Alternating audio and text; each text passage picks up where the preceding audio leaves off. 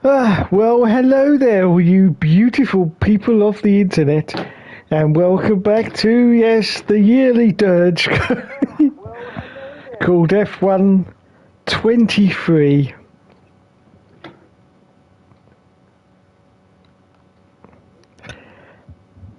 Let's have a look at the comments before we continue. Oh, hello, Charles. Welcome to the stream. He says, are you actually reading the user agreement? No. It was basically the only place where it would pause and not start playing any video, because I just had to nip upstairs to share this video out to my Twitters and Facebooks and all those other social media type rubbish that I have to send out to. So, yeah, I just left it on this while I was gone for a minute because my computer's upstairs. So... Yes, who reads this crap? Who on earth reads this? Look at it. And you know the thing I always hate the most every time? You've got to scroll all the way down to the bottom before you can actually select either I agree or cancel. And yes, for everyone, I did put in cancel last year, and then it came up with a shitty message saying, oh, well, we're not going to let you play the game then, if you don't agree to it. So I'm not going to do it this year. I'm going to put agree, okay? Whatever. Blah blah blah blah blah blah blah blah blah blah blah blah blah blah blah. Look at all this bullshit. Look at it. Look. This is all in case someone just happens to slightly bruise their thumb while playing this game. Yeah, slightly bruise their thumb, and they then come down and get like 15 lawyers or whatever to sue Codemasters and EA, so they had to put all this crap in just to cover themselves. There's probably a little section in here somewhere, I'm not going to read it, that probably says, if upon a certain circumstance where you happen to bruise your thumb, well, tough shit, you shouldn't be playing computer games. That's what it will say. Now, hopefully I've still got the EA login from the last game. Oops, it's gone red. Come on. Yes! It has remembered from the last game. Thank God for that. Right, adjust your gamma. It looks good to me. Yes, crossplay. Yes, we got to do that for the league anyway. So there you go. Subtitles. Well, we'll put that on in case there's anything that goes on in this game. Voice chat, yeah. Mono mix. Tinnitus relief filter. Oh my goodness. Now, as a lot of people will know, I do suffer from tinnitus. So... I'm going to put... Oh, bloody hell. Ow! That's not a bloody relief filter, that bloody hurt. You silly sods. What did you put that on for? No, ow! Bloody hell. I'm going to leave that off. I don't want your stupid tinnitus relief filter. Ow! Bloody hell. I've gone deaf now. Hello? Jesus.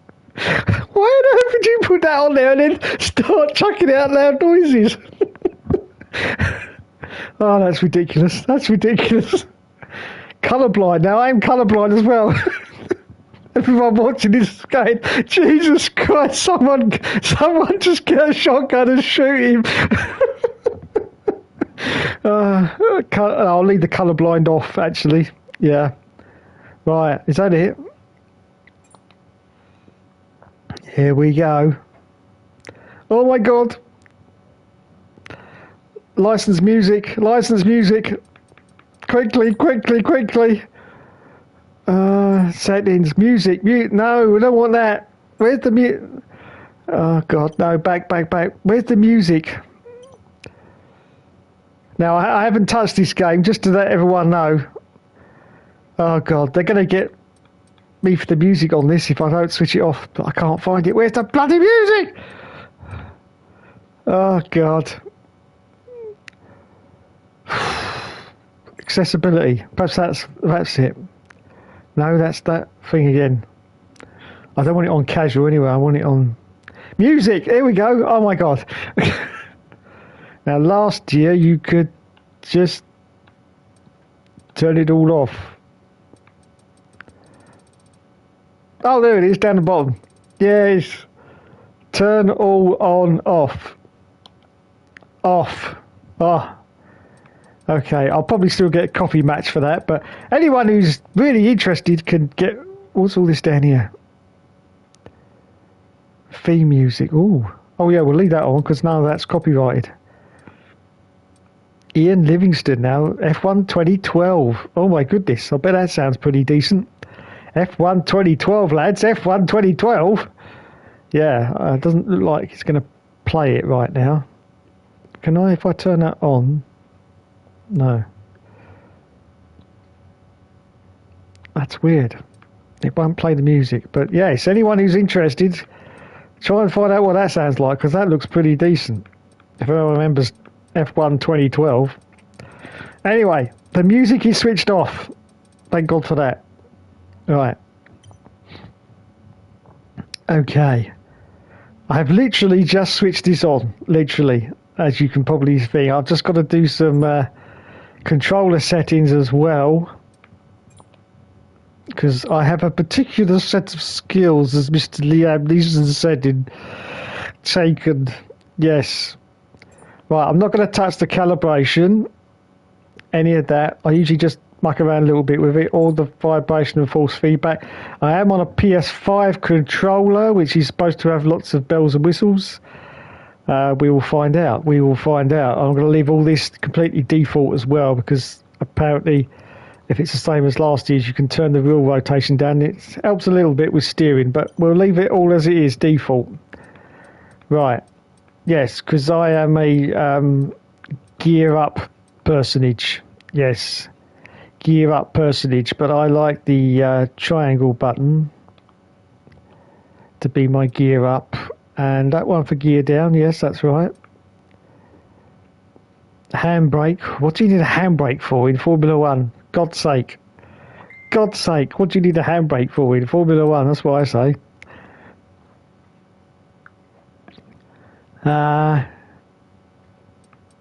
Which one's the DRS? Is that still all?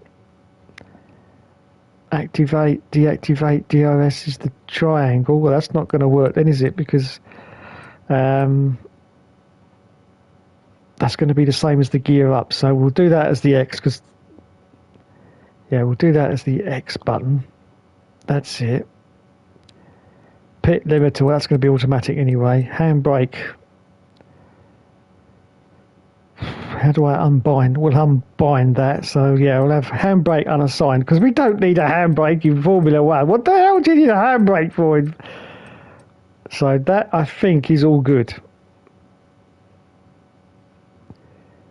We got clutch on X as well, but I think it'd be an auto clutch anyway if it's all on default. So we'll find out when I do the first. We got manual. We'll find out when I do the first race. Save as a new control scheme as rubbish. Oops. We'll have it as rubbish, because that's probably what it'll end up being. Rubbish. Huh, right, okay. Assists. Steering assist. No. What else have we got? Graphic settings. Looks good to me. On-screen display. Mini-map. Yeah. Blah, blah, blah. Same as last year, really. Audio. Looks good.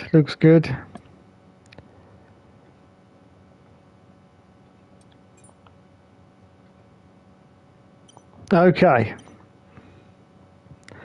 So here we are, everyone. Welcome to F1 23. Let's just go to the messages and see where we are before we continue.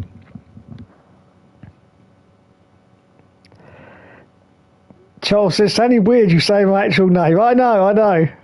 Just J-Mo says, get on with it. Shut up, Jamie. I'm trying to get on with it. I've literally just switched this on. Will F1 Gates says, hurry up, old man. I'm off. Good night. I'll tell you, the love and support I get, it just gets me. Just right here, I get the feels. I just get the feels. I do, really. I'm getting on with it. Shut up. Right, here we go then. Top to bottom. Breaking Point 2. You know what that is. It's a narrative-driven story. same as the last one in F1 2021, only of course part 2. So we won't go into that right now. Career mode. Yes, I think we've both got both sets of career modes, single player or 2 player. Oh, where's my team and the other one though? Might be if I press single player career. Let's have a look. Yes, there it is. Driver career, which is the old original career mode where you select a proper Formula One team and you go through the game, and then you can move on to better teams. And then of course you got my team, which is my least favourite aspect of the career modes, where you actually have your own car which you can customize and whatever. We're going to get back to my team in a minute because they've done a few changes which I'm not very happy about. But let's just go straight in. This is what we'll get back to that in a minute as well. Let's just go straight in to a race. If I can do a little 5-lapper. No, I don't want to do any career modes. I just want to do can we just do a? Perhaps that's under F1 World, is it? I'm not quite sure.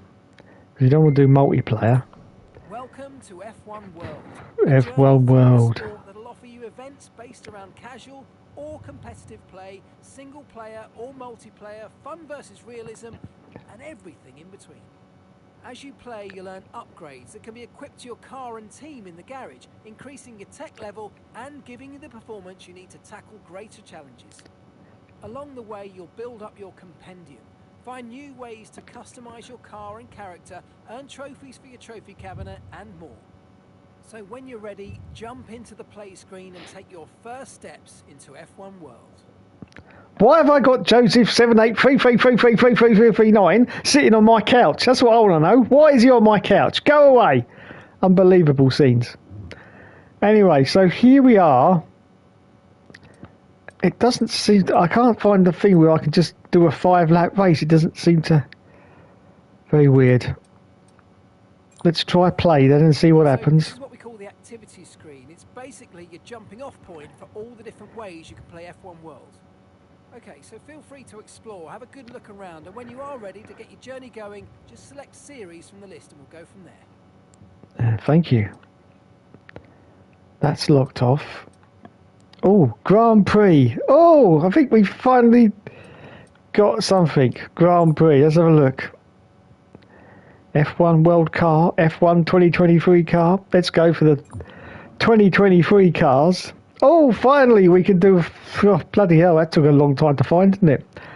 Bahrain. Now let's have a look at the circuits for F1 2023 because we have some new ones, of course. We got Bahrain, Saudi Arabia, Australia, Azerbaijan, Miami, Imola, Monaco, Spain, Canada, Austria, Great Britain, Hungary, Belgium, Netherlands, Monza, Singapore, Japan, Qatar. That's our new circuit, the Losail. Is that the new one, or is that... No, we already got that one. I can't remember. Anyway, Texas, Circuit of the Americas. We know what that one is. Mexico, Brazil, Las Vegas Street Circuit. There you go. That's a new one. Definitely. Abu Dhabi. China. Why is China in there? Oh, yeah, these are the add-on circuits, aren't they, that they've put on at the end. Right, Portugal's in there.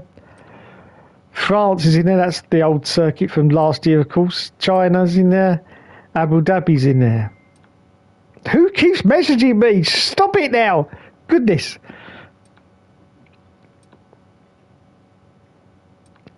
Yeah, it is Losail. That is the new one, isn't it? Yeah. I thought there was 2 new tracks. Yeah, Las Vegas, you idiot. That's the other one. There it is. Right, there's the new circuit. Oh, God. I've got brain fade today. So, let's go for a little trip around Las Vegas, shall we? Why not, as it's a new circuit? Yes, and always for these tests, we have to pick the driver who we think is up to the task of me driving the car. And always, it has to be Lulu. Lulu. Yes, Lulu is always our test driver. So here we go. Assists. Why is that? Ah, wait a minute. I was about to say, why is that not giving me any more settings? But here we go. because I didn't have it on standard. I'd like it on expert, actually. How could we do that? How could we... Expert, that's it. Yeah, driving proficiency. Professional, elite, custom. We'll leave it on custom. Right, steering assist. No, we don't want any steering assist. Brake, no, we don't want that either. Anti-lock brakes, yes, we usually have that. Traction control, we're going to go for medium this time. See if it works. Dynamic racing line. I like it for the corners and on a high vis racing line. That looks interesting. We'll see what that looks on. Gearbox, of course, manual. Pit assist, yes. Yes, that's that done. Difficulty, what's a good difficult? 31? A lot of people say, yeah, that's the one you need, Dave. 31. 80 is quite a good sort of test bed. For the, does it go up to 110 again, like all the others? Yes, it does. We'll go to 80. That's quite a good test of the AI and of my own abilities. So we'll leave it at 80. Weekend structure. Standard. Practice. Session length. Very short. 5 laps. There you go. 5 laps. 5 laps. Weather and time of day. Dynamic. That'll do. That'll do. Rules and flags. On. Immersive. Oh, yeah, that'll do. Simulating settings.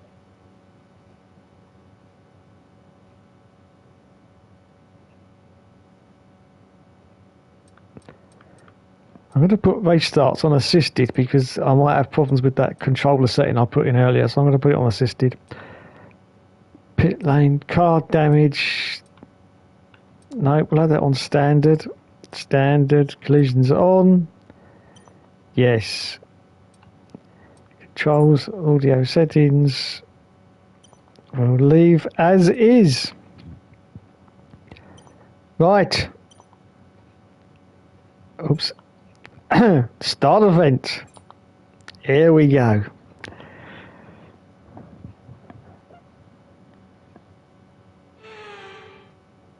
Will says my team is so overhyped. Welcome along to Las Vegas, and Formula One might be in the middle of the Nevada desert, but who'd have thought it? It's raining out there. Now, how will that affect the drivers as they race along the strip? Well, tonight we go racing around the bright lights of Las Vegas, 3.8 miles under the Nevada night sky and thousands of neon lights. There are landmarks everywhere you look, punctuating the 17 corners and 2 DRS zones. Let's run you through the driver grid order for today's exciting race. Oh yes, where's Lulu? Russell will begin today's event in pole position, edging out Max Verstappen, who'll start from P2. Looking down the rest of the grid, we have Stroll, Leclerc, Fernando Alonso, Sainz, Perez, Hamilton, Magnussen. There's Lulu. Ocon, Hulkenberg, Gasly, Sargent, Bottas, Norris, Tsunoda, Oscar Piastri, De Vries, and Zhou Guanyu. That's it then, it's time to go racing as we head down trackside for today's race. And joining me once again in the commentary box today is, of course, former World Endurance Champion Anthony Davidson. Why don't we get things rolling by talking about George Russell? Well, it was a really impressive lap in qualifying to get pole position, but are they going to be able to hold on to the lead into the first corner with so many quick starters around them? A couple of favourites for the win then, but who comes out on top doesn't really matter as long as they give us an entertaining show en route to the checkered flag. And we want to see fair fighting, of course, out there on the track. Let's hope the stewards don't have to get involved too much today. Here we go then. Okay, here we go. I know what you can do. Don't let me down. Thank you, Mark. This is a real baptism of fire, okay? I just like to tell you that all the big F1 YouTubers get this game about a week early, and they spend about a week constantly grinding on this game so that when they start their career modes, they don't look foolish and stupid on video. I'm going straight into this completely raw. I've never driven a single millimetre of this Las Vegas circuit, and I haven't done a single millimetre on this game. So this is going to be a complete disaster. Complete disaster. But for the purposes of science, this is what we're going to do. Car setup, I'm going to leave, well, they've given me a setup of increased top speed. I'm going to leave that as it is. Not going to do anything else to it. And here we go. This is a complete. This is going to be bad. No, this is going to be bad because I don't even know where the corners are or anything. So, and this is the first time on this game. But so please bear with me. This is going to be atrocious. But here we go.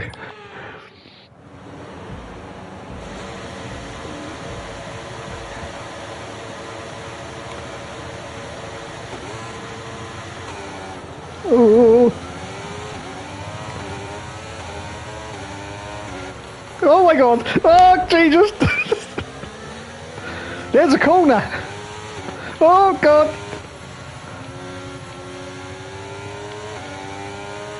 I'm afraid you've been given a time penalty for that last incident, mate. Shut up, Mark!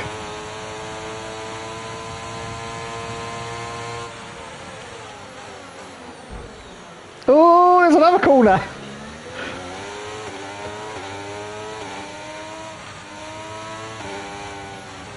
Oh my god, there's another corner! Oh, let's go this way.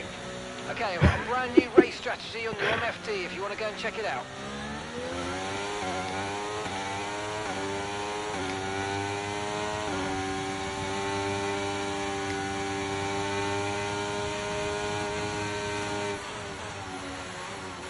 Oh god, no, don't!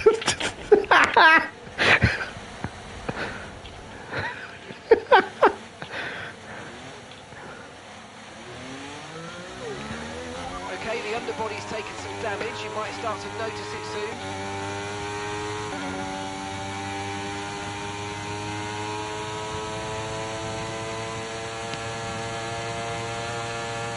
Wow, it really revs to the limit. Jesus.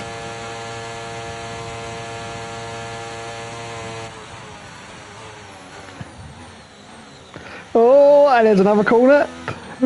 Oh. Now, unfortunately, I've got no wing left, so I've got to come in for a pit stop, but I have no idea where the pit... Oh, is that it? I think this is the pit entrance. Yes, it is. There we go. New wing, please, lads. New wing.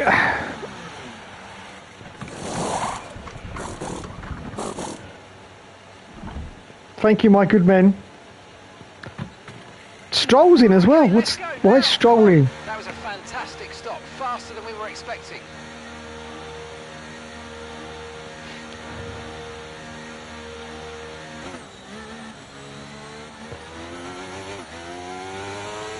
Oh no, I think the wing keeps coming out the pits. Oh god.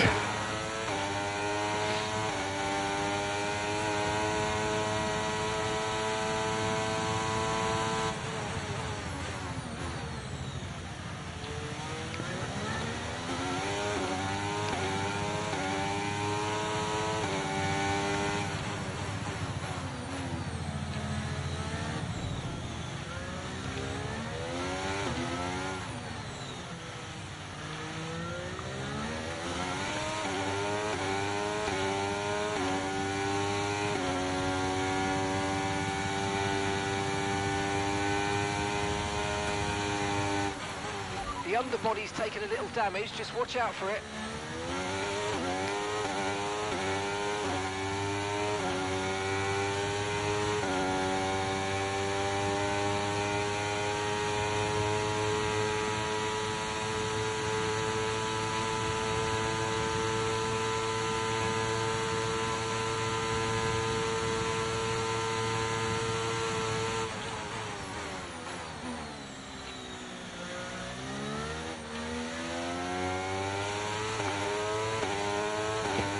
Okay, I kind of know where I'm going now. I know where some of the corners are. Okay, DRS is apart from that one. I forgot that one. Bugger! Are you all right? Engine off. Engine off.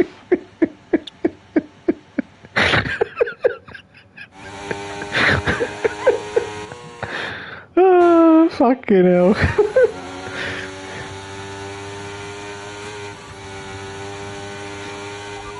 now enabled. DRS enabled.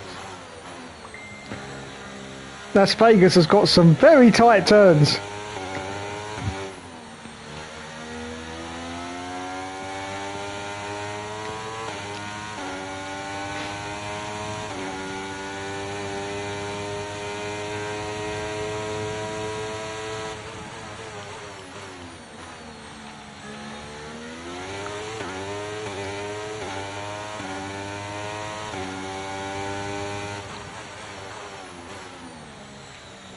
Some very tight turns.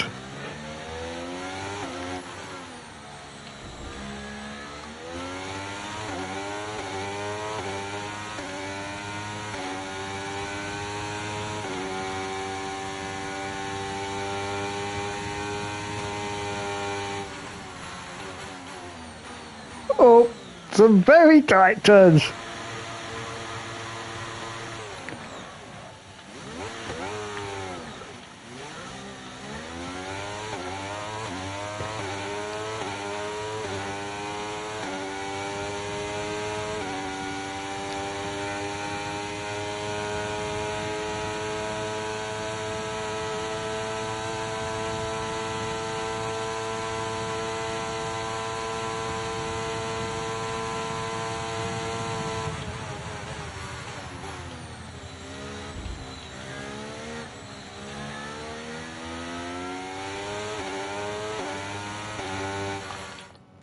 Okay, first impressions before I continue. The handling is very good indeed. Just from that one couple of laps of lunacy from me, I got straight away that the handling is very nice indeed. I do like the extra vibrations and the haptic feedback as well on this PS5 controller. That's very good. When you're getting on in years, the extra vibrations and the stiffness are very much welcome. And that's what you get through the controller. And it's weird because if you spin out like I did and you start to rejoin the circuit, there's more resistance from the throttle. As you're putting the throttle down, it's pulling back at you, because that's how a real car would behave as you're trying to get it back onto the track. Trying to get the throttle to work again would require you more resistance, and that's being translated into the throttle control, which, yeah, very good indeed. So first impressions, now we're on medium traction control, of course, and it is so much better and so much more controllable than F122. There's no random spin outs. It is giving me the feeling of losing the car going to the corners, but in a good way, not a bad way. You're getting that loss of feeling that you know you can control if you start to lose it. So at the moment, impressions are good.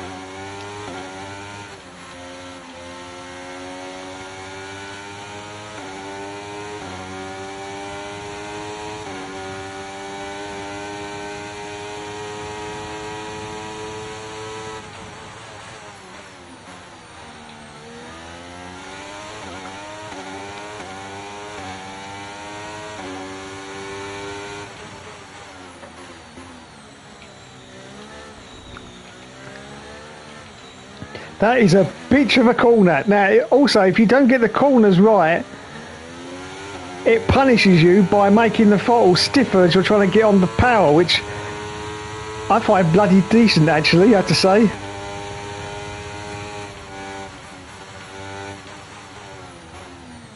And this corner here is horrible, horrible. And once again, I got punished trying to get on the throttle.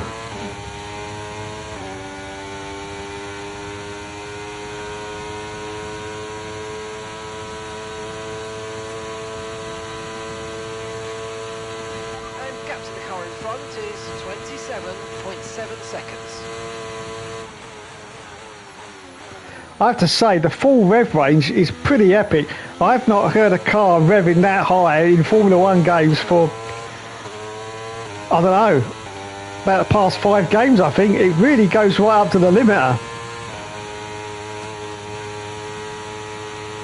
Okay, mate, final lap. Keep your concentration and let's bring it home. See, now it's starting to lose control there, but you can, it's control that you can catch.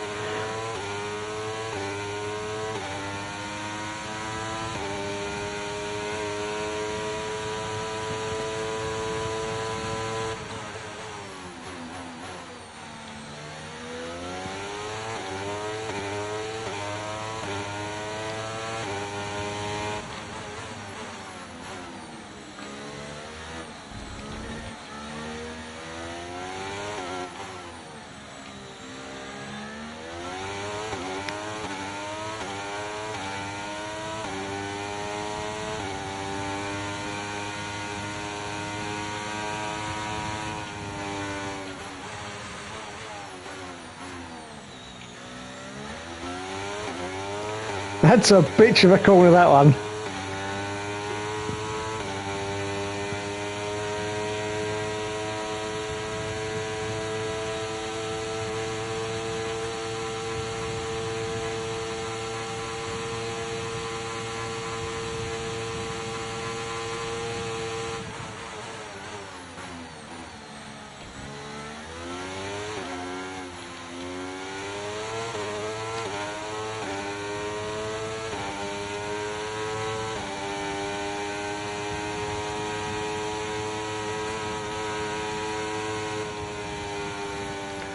And there we go. Okay, pick up rubber and bring it home.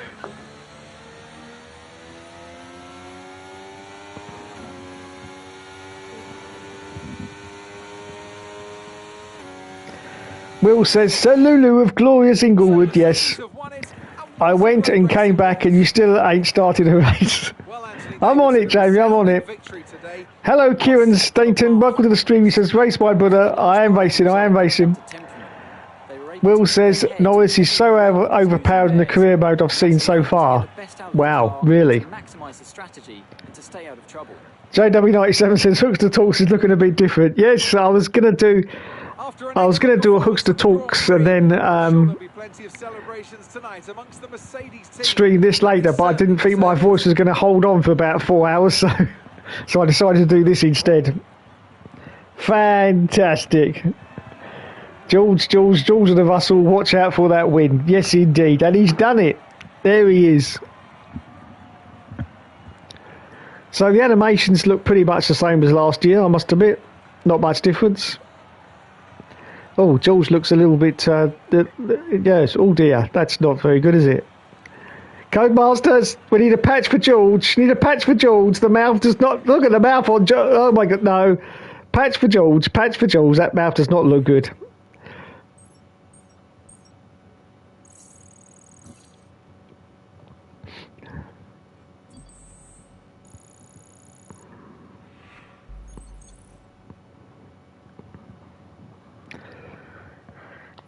Who would you say is a contender for driver of the day?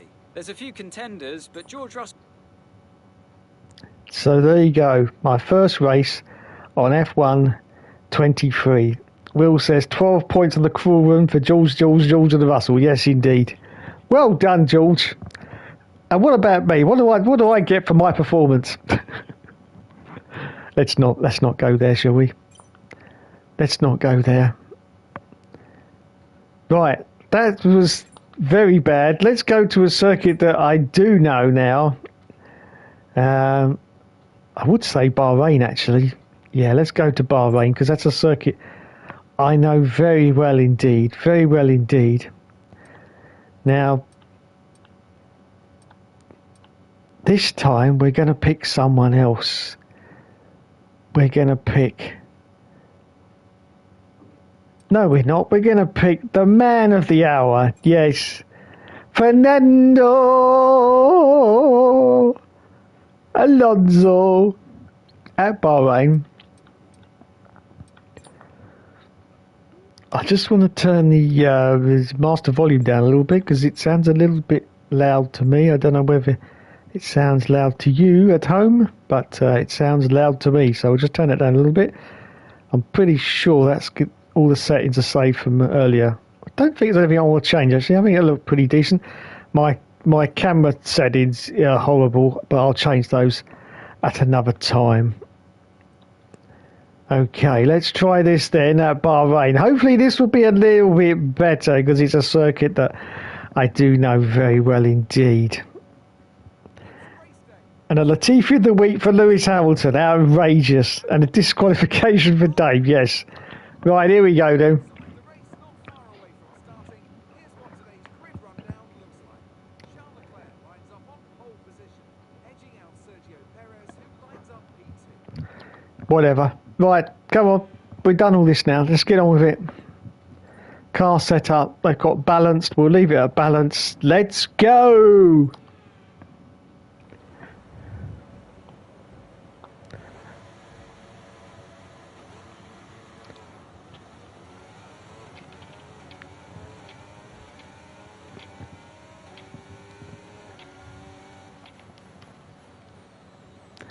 Oh, it's a Hookster dive bomb. It actually punished me for that dive bomb by actually making the throttle harder. Unbelievable.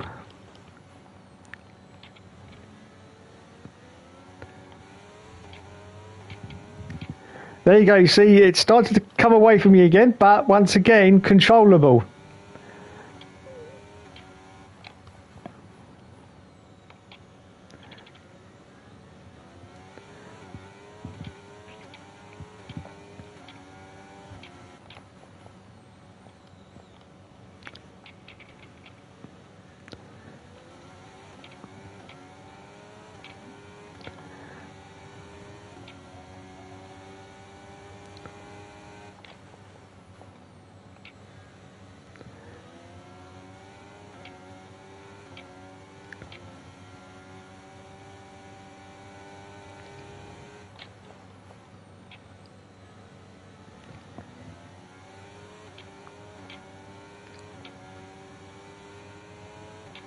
Comes George and Russell.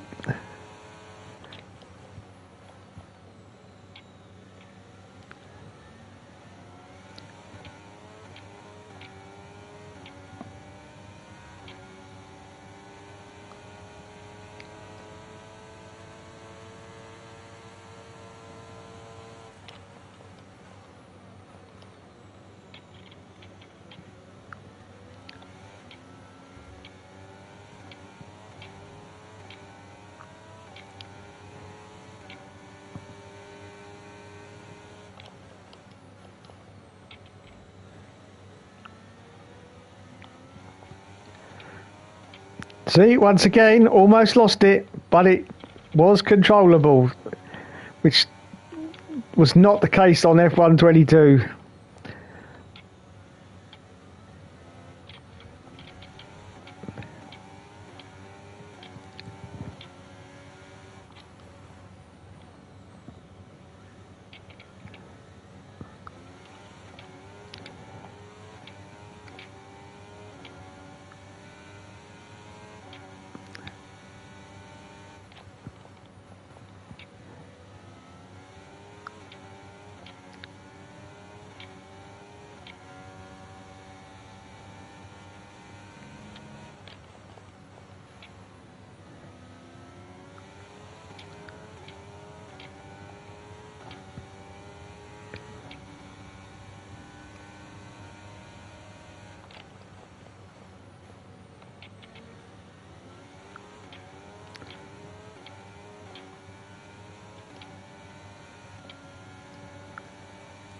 Now use DRS. DRS now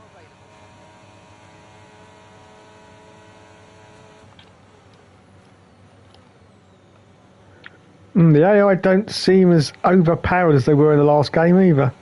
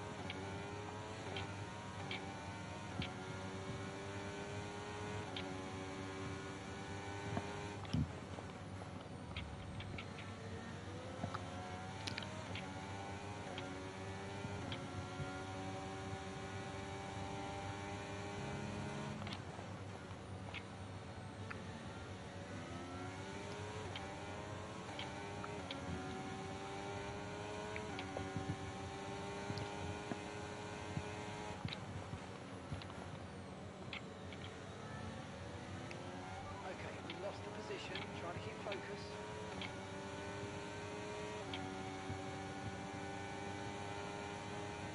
Wow, look at Perez. Oh, contact. Contact.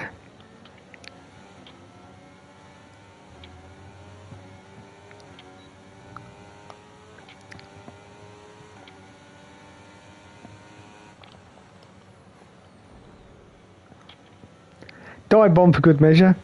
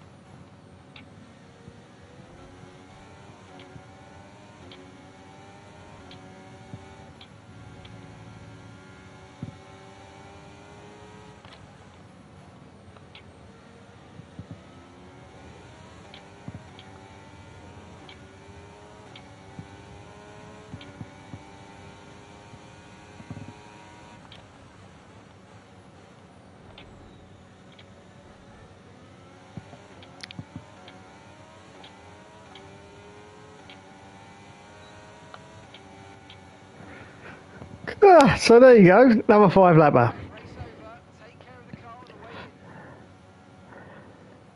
in. So yes, first impressions, handling much improved over last year's game. In fact, I'd say a good 75% improvement over last year's game, definitely. On medium traction, as I say, you get the feeling that you're going to lose the car. You get that oversteery, and then you get some understeery feeling as well. But it's all controllable. It's all that you can hold it together, which is great. So much better than last year, where you actually couldn't hold it together and you ended up spinning. So that's why most of the people last year on a controller had to resort to put it just on full traction, just to give that stability, which you don't really need in this game. Doesn't look like it anyway. So well done to Codemasters for finally listening to people and sorting out the handling. Top marks indeed. So, Anthony Davidson, who would you rank as your driver of the day? Top marks indeed.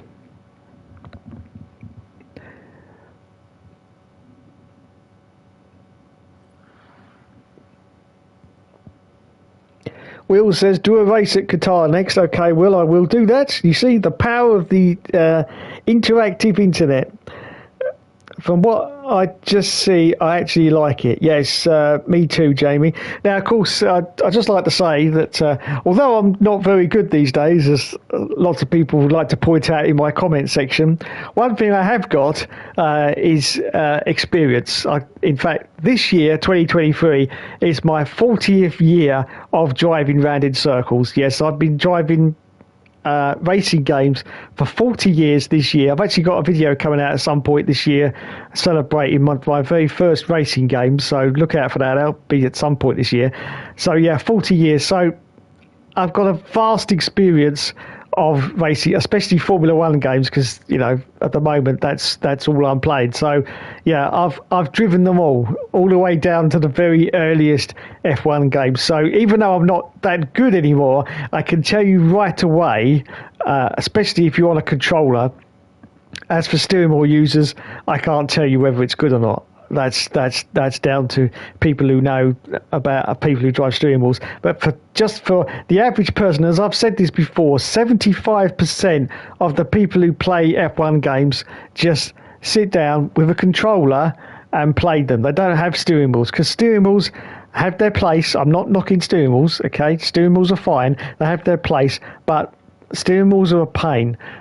They need space. You need to set them up, okay? They take time, and of course they break regularly. Unfortunately, they break regularly, and so a lot of people just can't be bothered with that because basically, at the end of the working day, you just want to sit down and play a little bit of Formula One, and it's far easier just to sit there with a controller than it is with a steering wheel because there's just so much less setting up to do. So from that, I'm saying that with my vast experience, this game is sending me positive signals back in regards to the handling. It really is.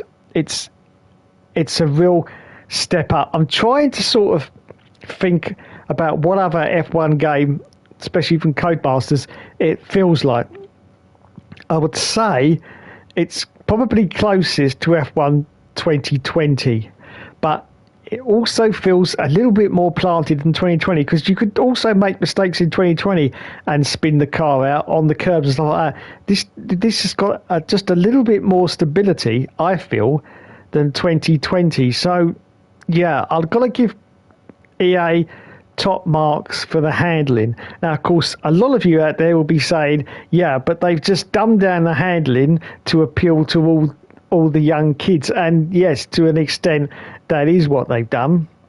And, it's a trick that Jamie, who's in this chat right now, has told me that they've done with FIFA as well. They just, they dumb it down to basically an arcade game so that it appeals to all the youngsters and, gets them buying the game. And that's probably what they've done with this. But at the end of the day, I first started playing Formula One games for the fun factor, okay? This game is never going to be a simulation game, ever. They may claim pretty much every year that it is a simulation game, but it is nowhere near it. It's nowhere near it. And that I like, okay? I also enjoy playing simulation games. I enjoy playing games where you've really got to concentrate and, spin out. But when I'm playing an F1 game, I like it to be fun and more on the arcade side than more on the simulation side. And this game is definitely more into the arcadiness. But all the best F1 games had that anyway, being more arcadey. Everyone loved those kind of games because, yeah, bring on all the serious stuff that you want into these games. The real drivers, the real sponsors and the logos all around the circuit. We love all that. We lap all that up. But at the end of the day, give us the handling to match, because if the handling isn't there, people just get fed up so quickly and then they just stop playing. The handling in an F1 game is absolutely fundamental for us playing it, our enjoyment factor. And if we're not enjoying playing an F1 game, which we didn't do with F1 2020 and 2022, sorry, and that sunk without a trace within about 3 weeks after release, because everyone pretty much went, oh my God, no. And so if you haven't got that fun factor, then you don't want to play the game. But just playing this, even that stupid race I just did at Las Vegas, yeah, within 30 seconds of pulling away from the line, I started to get a smile on my face. Yeah, it brought back good memories of previous games that I've played that were fun for me. And this is definitely... Now, of course, yes, it is dumbing down. I agree with that. But what can you do? What can you do? It's something that I prefer. You know, if you go to simulation on it, it's too difficult for people to play on a pad. F122 was damn near impossible unless you just use the easy cheat, which was to put full traction on and then just go with full traction, because then you used to worry. But even on full traction on 22, you could still spin out sometimes for no reason. That's what really got me. I was like, how can that even be possible on full traction? But yeah, I did it myself several times. You just spin out for no reason. But this game does feel planted, I have to say. And at the moment, although I do like to take the mickey out of these games, there's not really much that I can do or say that's bad about this one at the moment. Of course, it's very early days. The game's only just come out. There's at least 24 patches that Codemasters will put in, which will probably bugger it all up again. But at the moment, the early signs are good. So the question you're sort of asking yourselves is it worth the cash? Personally, no. But that's only because the fact that they've increased the amount that it is to buy it this year anyway by at least £10 or $10 if you're in the United States. And I think that's not on anyway. I would have had a lot more respect for them, because this is a yearly release, okay?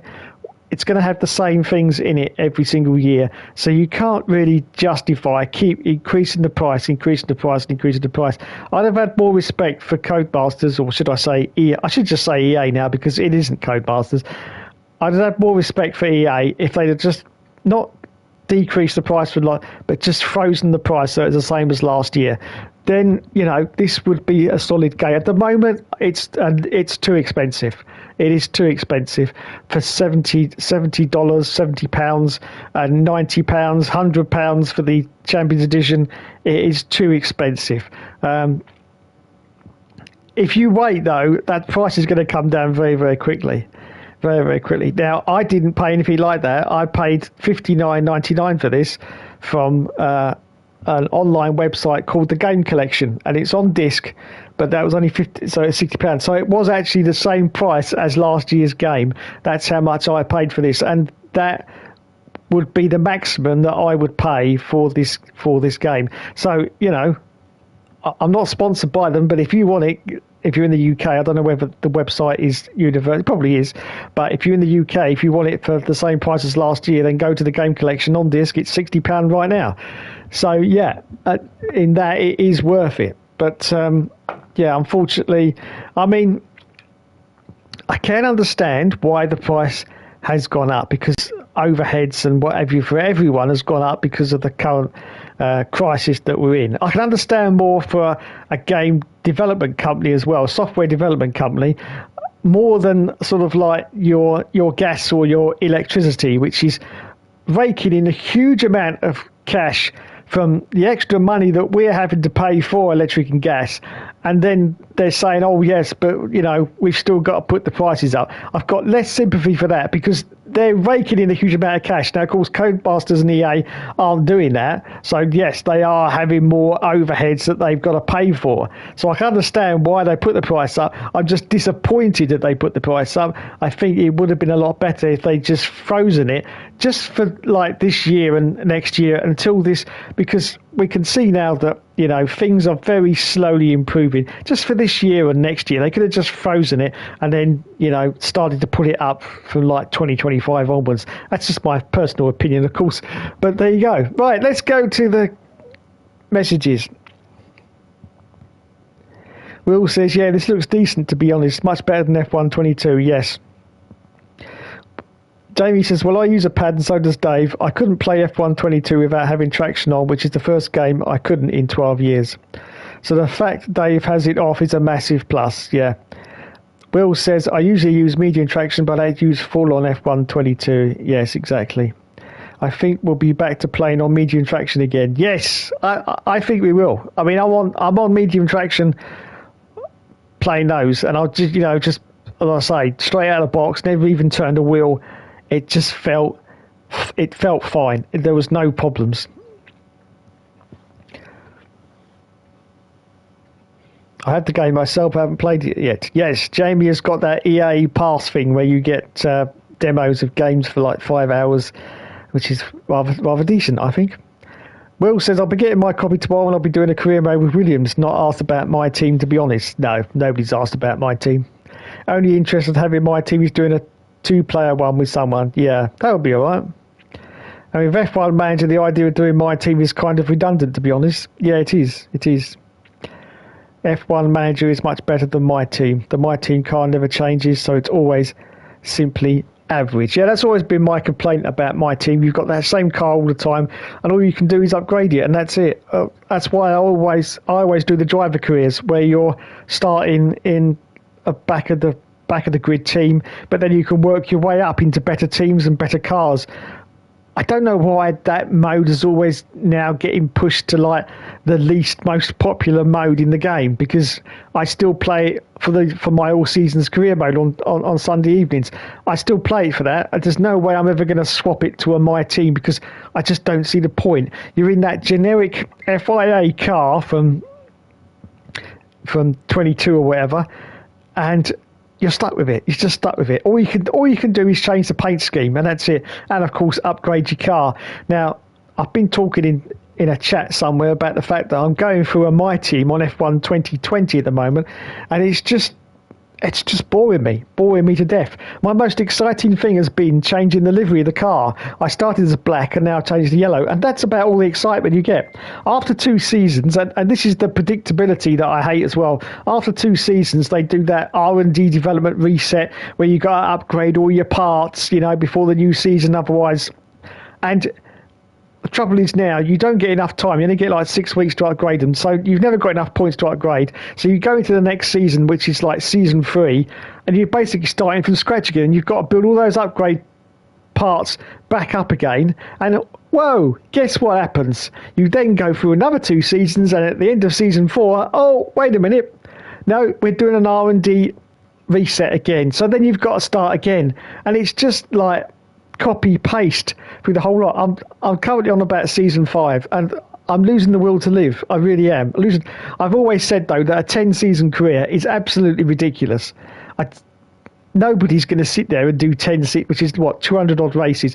No one's going to sit there and do 200 odd races over 10 seasons. It's ridiculous. The old games, they had 5 season careers. That was absolutely perfect. You could use the first 2 seasons to build your car up, or obviously in the older games you couldn't like develop your car. So what you did was the old thing of getting into a better car. So that was basically their example of the R&D. You basically just went into a better car each time, and then you did that and went through like the first 2 seasons. Then into season 3 you got into a sort of a semi-decent car, and you managed to get pretty high into the rankings, and then you used season 4 and season 5 to get into a really decent car and then attack for the championship, and then it was all over, and it was great, absolutely great. 5 season career was the perfect balance for a Formula 1 game. It really was. 10 seasons is just ridiculous, because you just get fed up.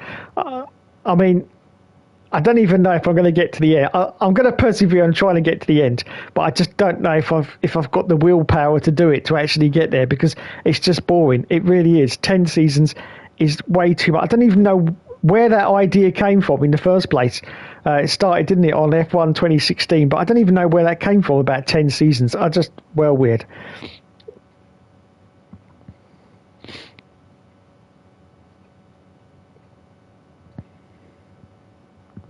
F1 22, I've only played about 20 times, all ERL races, never touched anything else, whereas this game, it looks like I'll actually be able to play online and career. Yes, indeed. Hello, Ronaldo. Welcome to the stream. He says, looks good. How are you doing? But I'm doing very well, thank you, mate. Hope you're doing okay as well.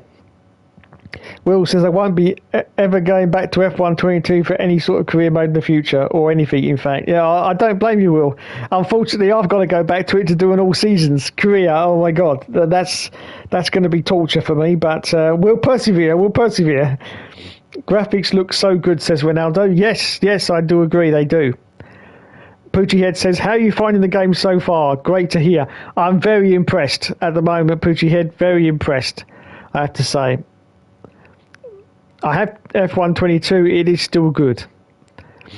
Jamie says, I've already uninstalled it as I won't be racing the until it moves to this game. When does F1 2023 come out on PS4? Ronaldo, it comes out on PS4 in about, I don't know where you are, Ronaldo, so forgive me. I'm in the UK, so it's just coming up to 10 o'clock at night. So it'll be out Friday, tomorrow, okay? Basically in about 2 hours' time, but you can't go to the shops at midnight. But as soon as in the morning, Friday, I think that's the 16th tomorrow, isn't it? Let's have a look. Yeah, 16th tomorrow. It will be out in the shops, Ronaldo, tomorrow, 16th of June. That's the official date of the standard release version of this game. I got it 1 day early because I got it through the post, and as I say, I got it from the game collection, and they're usually good like that. They usually do send it 1 day early, so well done to the game collection. Yes, if you'd like me to advertise you on my channel, feel free to send me a message because I've done quite a lot of that tonight. Pucci says, brilliant, now let's pray the day one patch doesn't nuke the handling to F1. Yeah, I know. That's my...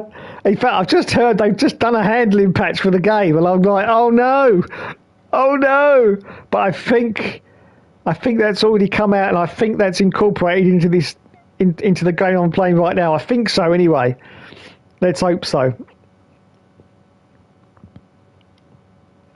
Yeah, I'm uninstalling 22 as we speak, says Will. I don't blame you. What's F121 like? F121 is not too bad. The handling takes a little bit getting used to. I hated it when it first came out, but it has grown on me. I'm currently doing a video series on the game, and it has grown on me. It's not too bad. It's sort of a compromise between 2020 and 2022. So it is better than 2022, but not quite as good as 2020 because the handling a little bit suspect. But if you get used to it and you can get it is pretty decent. The only trouble with 21 is there is a problem with the curbs. The curbs really do spin you out at any given opportunity. So that's the only problem. And they do seem to have reprofiled the curbs on this game. Well, they seem to do it every year, but they seem to have really flattened the curbs on this game, which is great to see, I have to say. Jamie says better than 22, yeah. Hello, Matthew7657. Hello, I'm not in a good mood because of a clown colleague of mine at my club.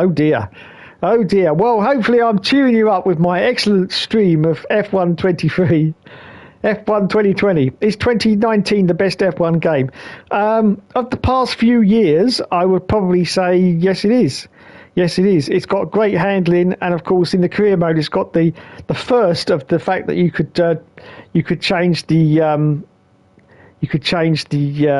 the actual drivers could change teams, which was the first for a career mode back in 2019. So it's got those. Things going for it, so that's good.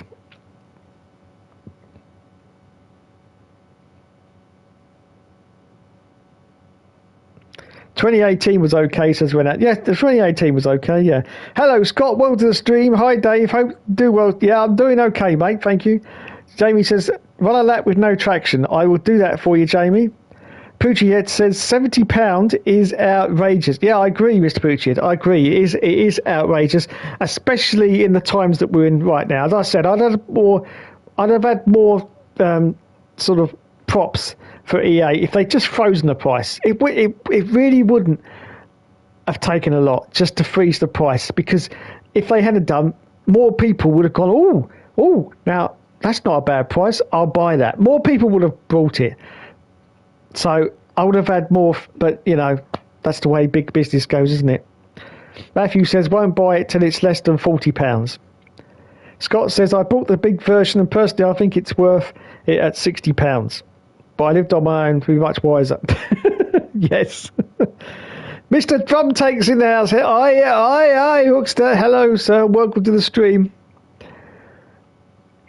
Dominic, they're talking with each other now. Hello, Will. Helium Trophy says, all seasons continues for another 3 years. Yes, what are we on now? We're on 2021. Getting near to the end 2021. 22. It might do. Drum Tank says, Dave, how does the game feel for you on controller? It feels bloody nice, I have to say. Dom, bloody nice indeed. It's basically an ocean apart from the feel of F1 2022. An absolute Pacific Ocean. That's the gap of sort of level, I would say, between the handling of 22 and the handling of 23. As I said earlier, it has been dumbed down. I do admit that. The handling has been dumbed down. But, you know, at the end of the day, this is what we want. We want that fun factor, don't we?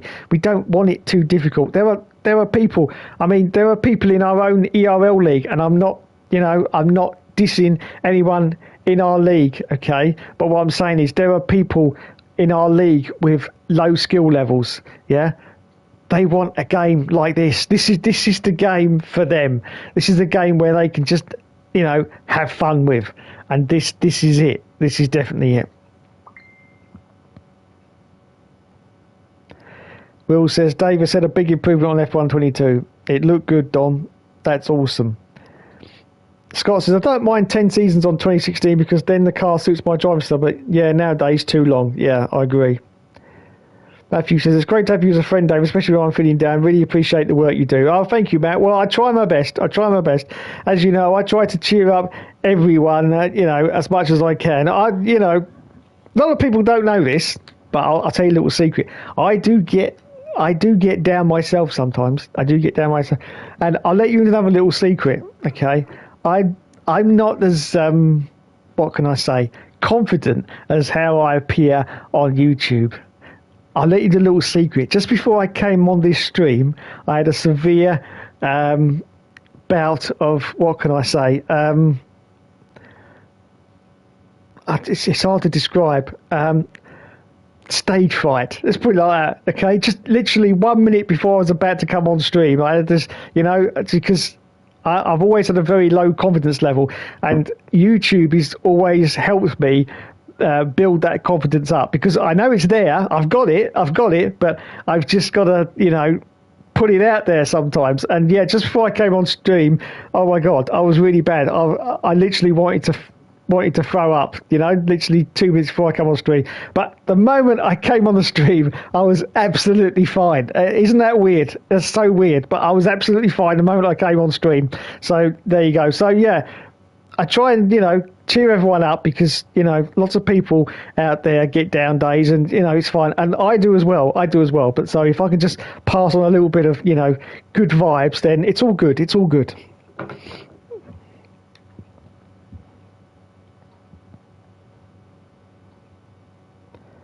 2017 had the best handling and curbs, in my opinion. 2020 was good also. 2021, 2022 sucked. Says Mr. Drumtake. Josh smashed up 2017. Yes, he did. He actually took a hammer to it, didn't he? But Dave, you know me, my heart says 21 is better because of a certain someone on an icon. Yes, we know about Nico Rosberg, yes. And yet EA, where the hell is it? Is a champion, damn it. I know, where is it? Who do they get? Pastor Maldonado, for God's sake. Sorry, chat, my heart said that. I apologise. Dave might get back into the 70 ratings, judging by his confidence. Let's hope so. Make sure everyone drops a like to Hookster to bump this video up into the algorithm. Yes, indeed. Depending on how F1 24 is next year, F1 23 may be played in the year for 2 years straight. So it's a big game. Yes, it is a big game. At the moment, it's good. It's given me those good feels. I'm just trying to think of a game that isn't Codemasters that it sort of gives me the good feels. F1 05, F1 06, both of those games. Remember them on the PS2? It's giving me that vibe. And F1 Championship Edition as well. It's kind of giving me that kind of vibe. Because let's face it, F1 Championship Edition, the handling of that was Very nice, very nice. And yet again, you know, it wasn't too complicated. It wasn't too complicated. It wasn't trying to be a simulation. Poochie Ed says, wasn't F1 2020 using the league for 2 years? Yes, we did use F1 2020 for 2 years because we skipped 2021 because unfortunately after me and Joe tested it, we both came to the conclusion that the problem was the curbs, because of the curbs and the fact that you could spin out was going to be a problem for some of the drivers. We've got to think about everyone in the league, not just the, you know, the good ones, the people that can handle it. You've got to go all the way down to the you know, the Randys in the league as well, and think whether it's good or not. Because if they get frustrated and then they're spinning out every time, it's not good for everyone else, because we've got to also avoid them if they spin out, you know. So so it's good for us to have a good game. And 2021 unfortunately did have, as I say, the high curbings and the spin outs. You know, the game itself was fine. I'm playing it now, as I say, in a career mode. The game's fine. We're talking more in an online league racing capacity. It's got to be something completely different from like playing in a career mode. In a career mode, you know, spinning out and whatever, well, you don't worry because you just press the flashback button, don't you? And you just flash it back. You're not really worried. You can't do that in a live career mode, in a live ERL race. You can't flashback. It's completely live. One mistake and it's all game over. So the game itself has got to be to a higher standard so that you can actually, you know, everyone can play it and enjoy it. And now, of course, 2022, when we started it, was pretty decent, but round about patch number 6, and I do believe a lot of the esports drivers were complaining about it, so they did this kind of handling patch round about patch number 6. And from that point onwards, the handling on 2022 just went absolutely, it was horrible. Horrible. I don't know what they did, but they went completely the wrong direction. This, unfortunately, is to please the esports brigade, which I've always had a huge problem with. I think the esports is just, you know, I personally think Codemasters should just make a different version of the game just for esports. Let them get on with it and have their championship completely separate from a retail game that you sell to the public. It should be different, and it shouldn't be dictated to. If esports drivers complain, that then they should feel obligated to bring out a patch to, you know, make the game better for esports drivers, but not better for us. So in actual fact, they made the game harder for us, but, you know, easier for esports drivers to do it. That shouldn't be a case. As I say, God's sake, they've got enough money over at Codemasters. It's not a problem, is it, to have their own special esports build of this game and just have that, and so they can work at that and tweak that and that. Don't tweak the retail version of this game and just for the esports. You know, because esports actually is a very, very small minority of people. It's nowhere near as big as some of the other sort of esports things, really. It's getting there, but it's nowhere near. So I think they should just leave it alone, okay, and leave the retail version of this game as it is, and just, as I say, go off and do something different for esports, and, you know, let them get on with it.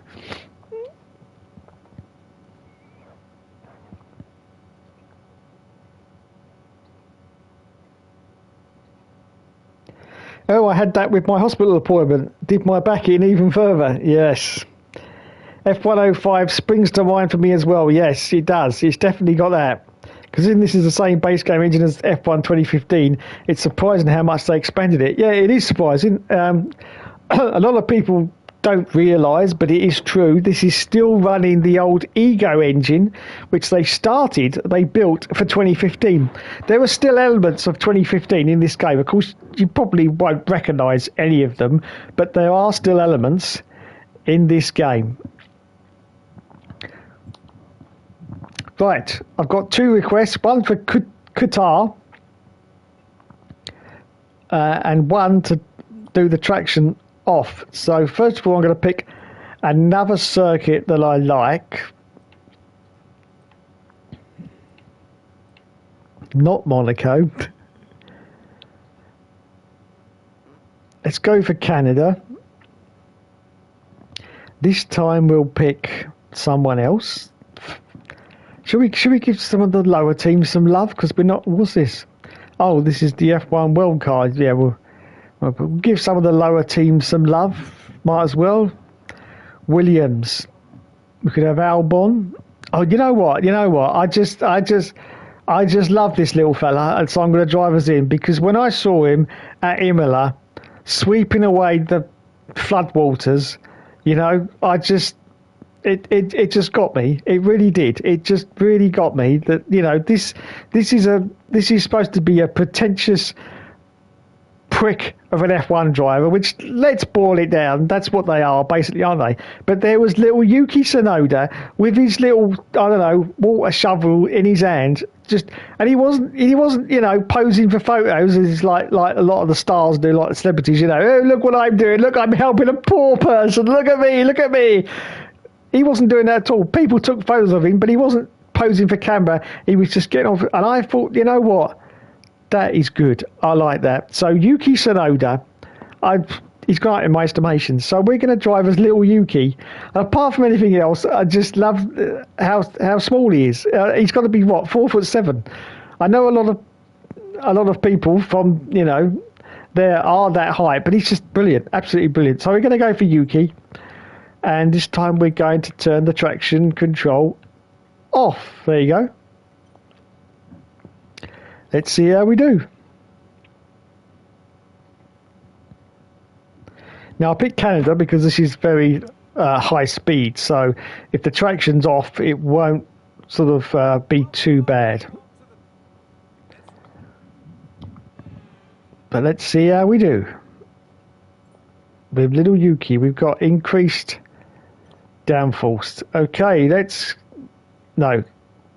decreased downforce, obviously. Right, let's go then. See what happens. No traction.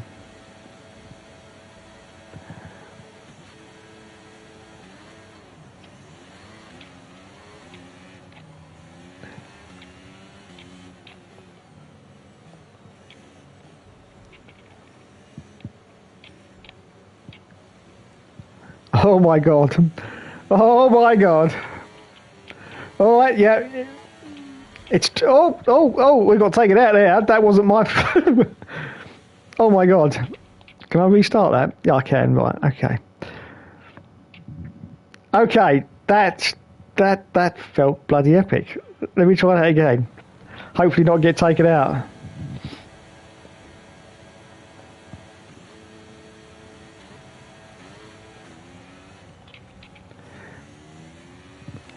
Gotta watch the revs.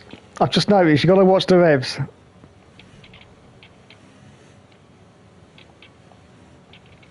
It's tricky, it's not easy, but with practice,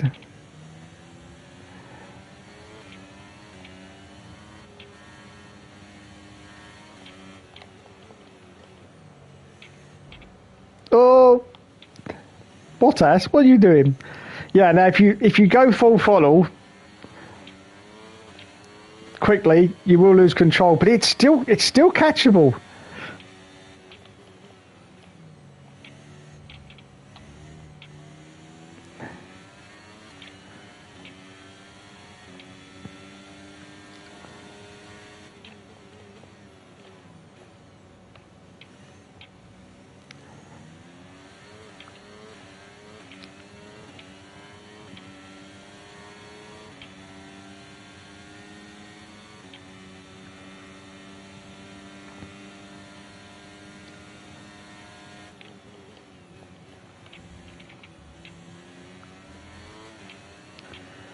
Even through that tricky part there, that was, oh my god, that was epic. I can feel that there's no traction control. I can feel that, definitely. You have to apply the throttle carefully through the corners. But, saying that, with practice, I think it's doable. I'd probably still use medium in an ERL setting myself. But talking about the good guys, Oh, it's a shame Nick's not watching this stream. He'd probably be having an orgasm right now watching this. Nick, if you're watching this stream and not saying anything, no traction is doable, Nick. No traction is definitely doable. You need a bit of practice, but I'm sure you can work that out. It is actually doable.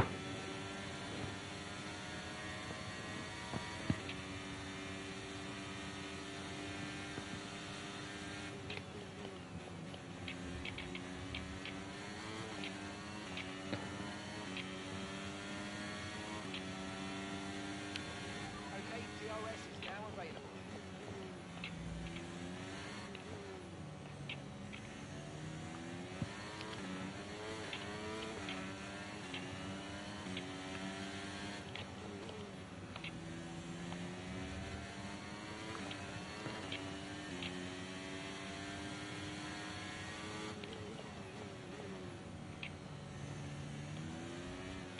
Right, well, race on your own's easy. Let's see if we can do that and translate that into a racing scenario with no traction.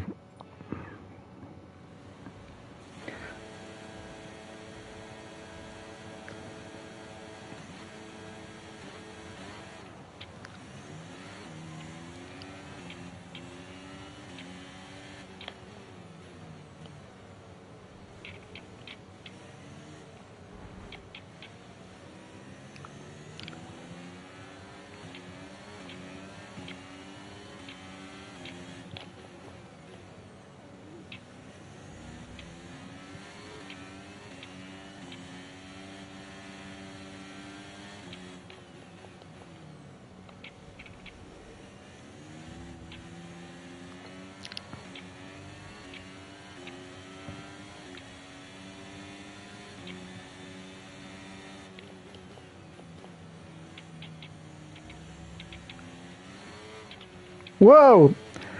Now, I call it. I call it. Look at that. No traction. Still call it.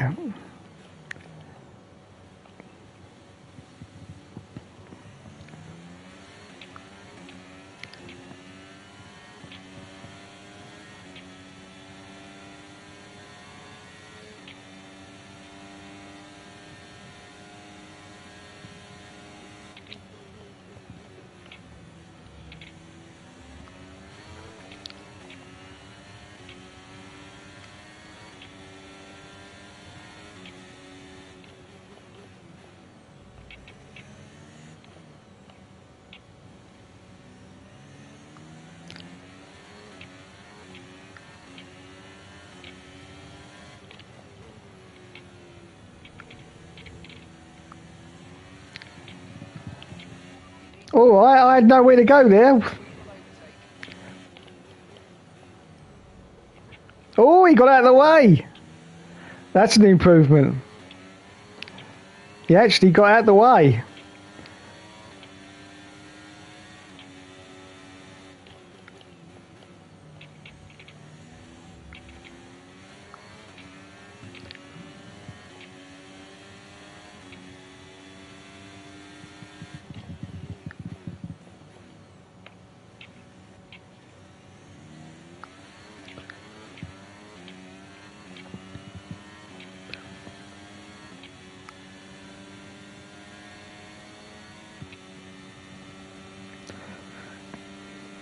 Yes, Jamie, if you're still watching, it feels very nice indeed. DRS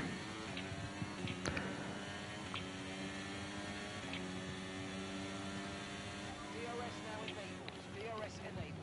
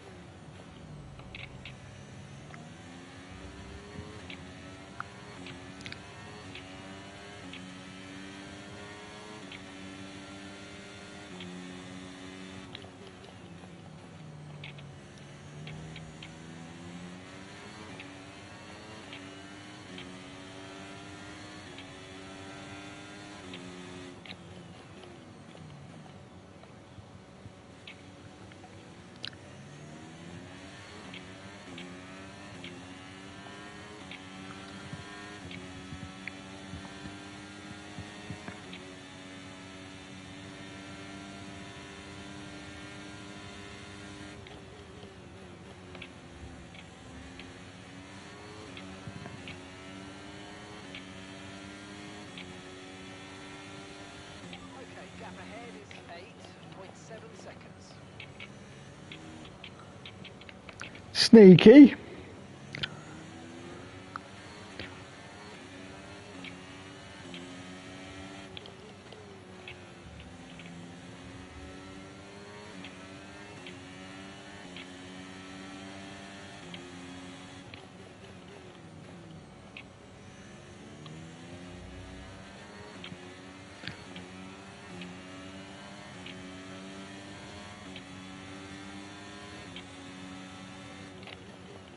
Come on, you can win that place back.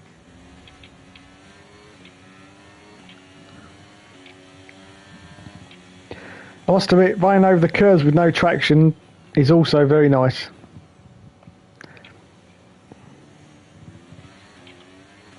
Also, if you're still watching, Jamie, there is feedback on the PS5 controller. I can feel everything going on. I know you had a huge complaint that there wasn't any on last year's game, but there is here, definitely.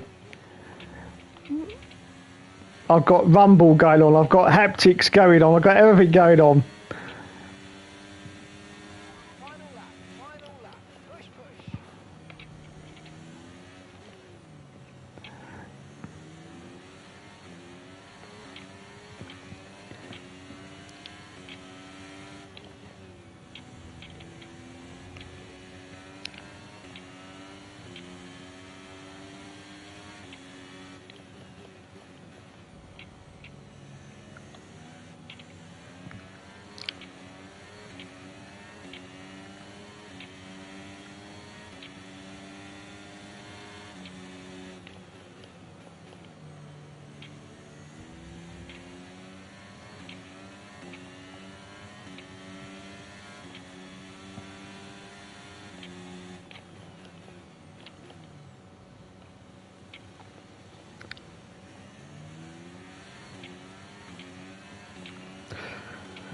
Oh my god, that was epic.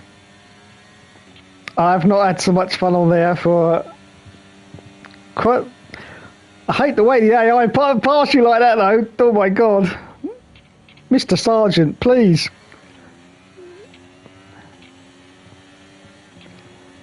Look at them, look at them. Wowzers. And that's the end of the race. We'll see you in Park Fermé. I do love the way it punishes you if you like make a mistake and you have to come off throttle. When you push the throttle down again, if you're still watching Jamie, there's like so much resistance there on the throttle. But that's how it is in real life. But it's just, oh my god, it's epic.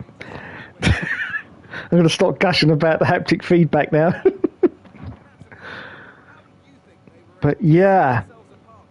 Now, in a league situation for myself, I'd probably still stick it on medium, just for that extra stability. But for you good drivers out there, on a pad, I'd stick it on no traction. I really would. Maybe stick it on medium for like Miami, you know, circuits where you've got lots of sweeping turns, where you need that little bit of extra stability. But normal circuits like Spa, you know, Silverstone, all that, I'd leave it off. Honestly, I'd leave it off. Wowzers. Right, back to the comments.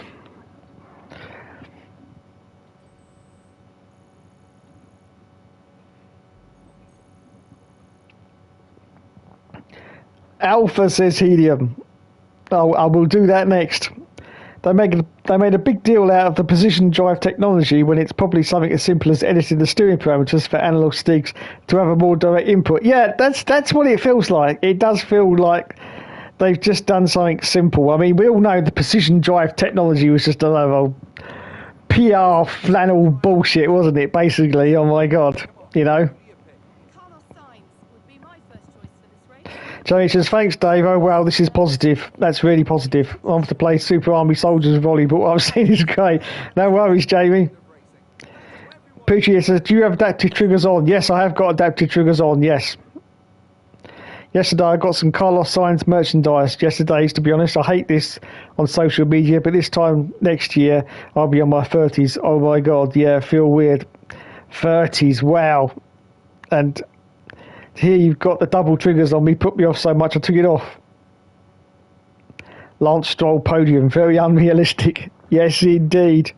Right, so that's it. As I say, that is very nice indeed. Now I'm going to go back to the medium traction control for the rest of this live stream. But as I say, for anybody out there,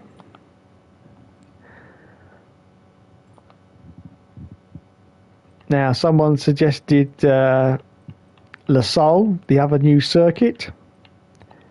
There it is. We're going to do that.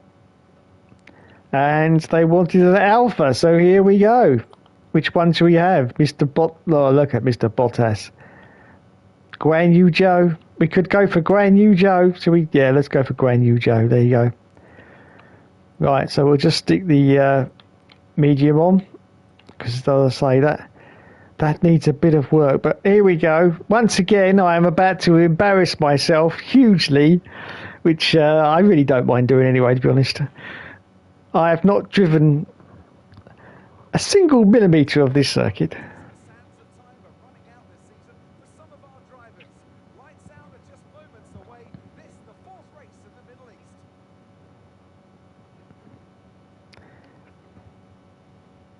We're back here in the Sale for a track that's 3.34 miles long. There are 16 turns around its unique three-prong shape and just a single DRS zone out of turn 16. It's fast and it's flowing, and there's a good overtaking opportunity with DRS. Do. So with the race not far away from starting, here's what today's grid rundown. Yeah, we're at Qatar. Lines up on pole position. We're at there. Lines up on Let's go for it. Let's go for it. Yeah. Car setup is balanced. Don't let me down. Thank you very much. Let's go.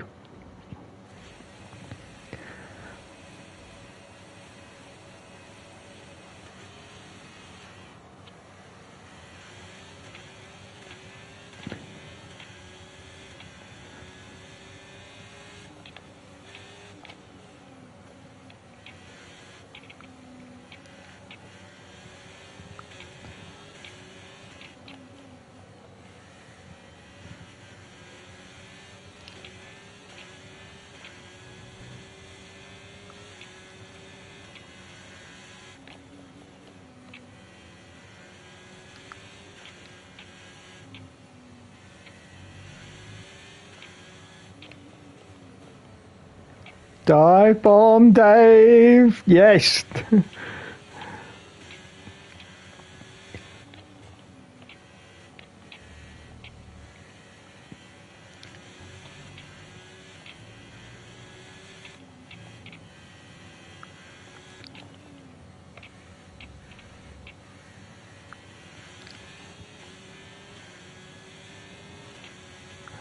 I'm just following the other car. I don't know where I'm going.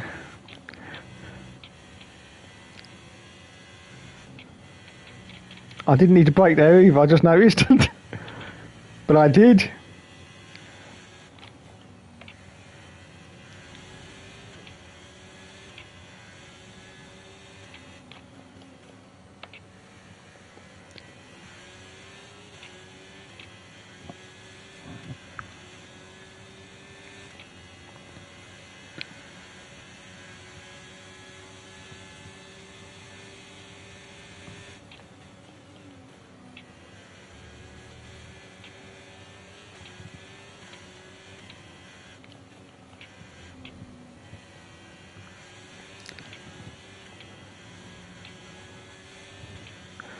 Oh, Las Vegas was a bit tricky. This one's a little bit easier. Doesn't take long to learn this one.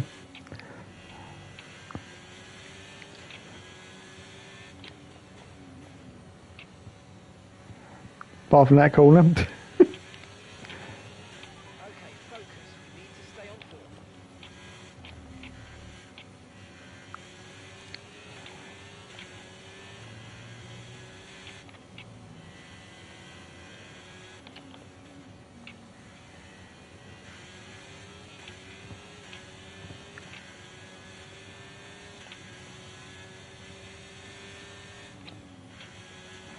Oh, I braked again when I didn't need to. We can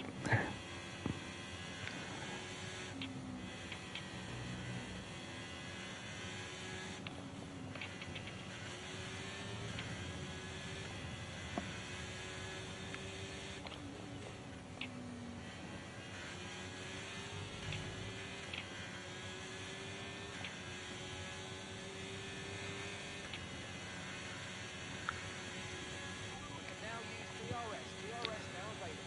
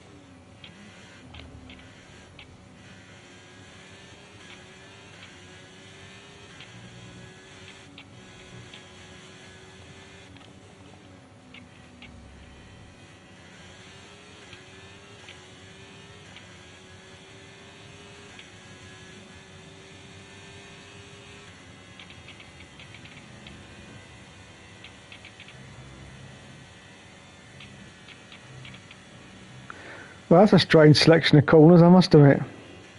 Especially flat out.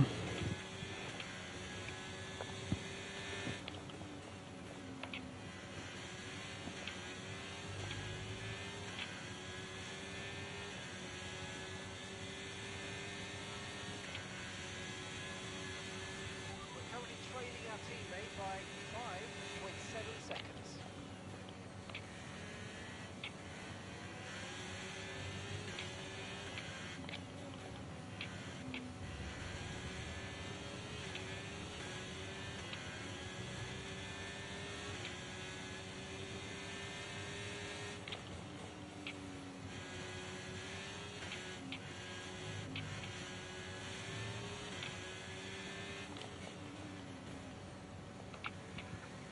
That's a bit tough, that corner. Oh, what happened there?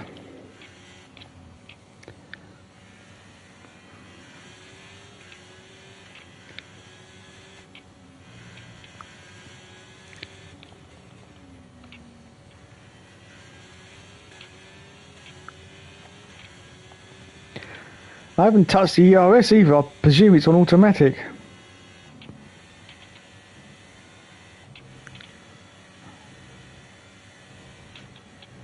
Whoa, yeah, that's a very strange selection of corners.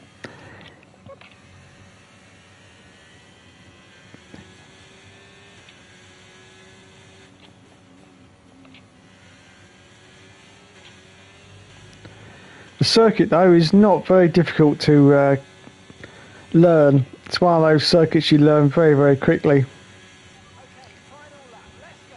Final lap. Unlike Las Vegas, which is tricky, very tricky.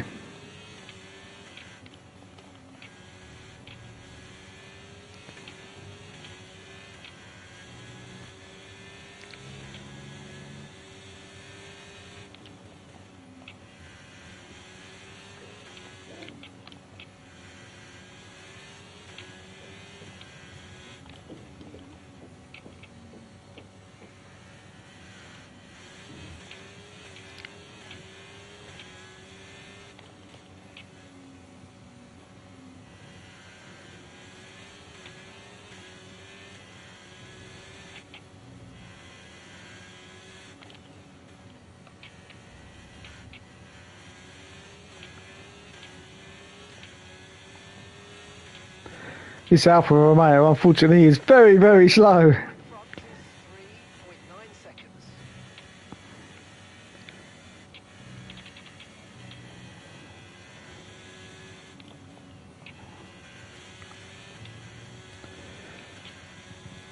I presume we're on performance levels and it's not all equal. I don't know, though.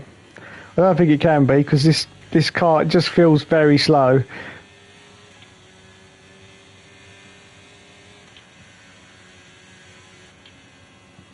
So there you go. There's is it Lassou? Lassou? Bring it home. Bring it home.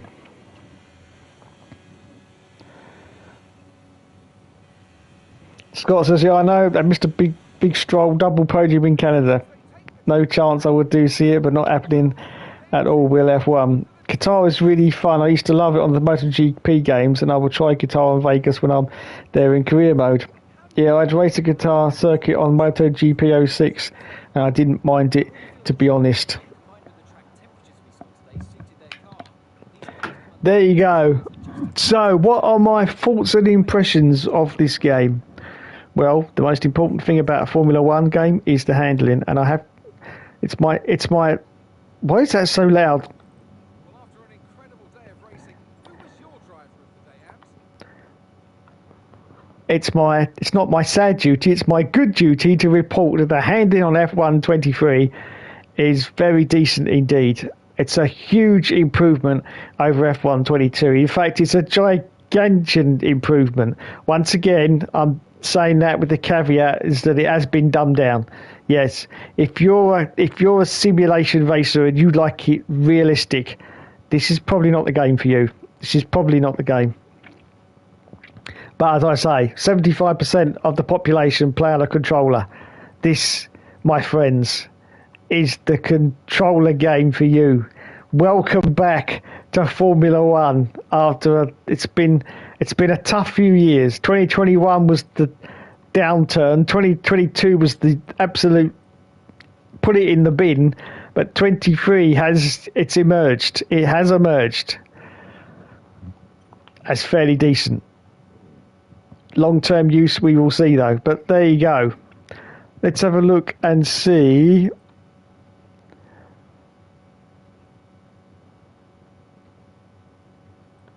What's all this compendium? I don't know what that is, but it's blacked out anyway. Customization. Oh, this is just, yeah. That was the F1, what's he recall it, wasn't it, from last year, My Place, where you can still get yourself a nice sofa. Look at this, look. Wow, I thought they'd have got rid of this. I really did, because it's just absolutely pointless, isn't it? But no, they've included it. We got let's have a brown sofa. There you go. Look at that. Oh, beautiful, beautiful.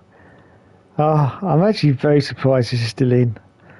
This is one part Codemasters just went, nah, balls to you lot. We're going to put it in for another year just so you can moan about it. Yeah, but yeah, that's the.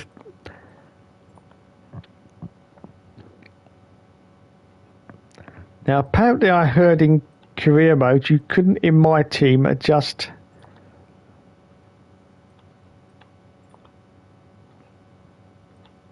your livery.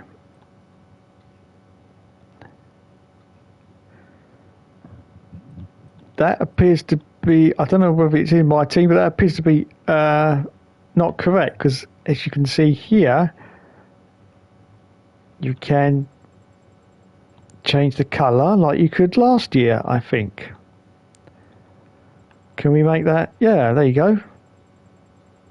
So I'm a little bit perplexed. And they said that you couldn't change the yeah, discard. Or is that only in my team? I don't know.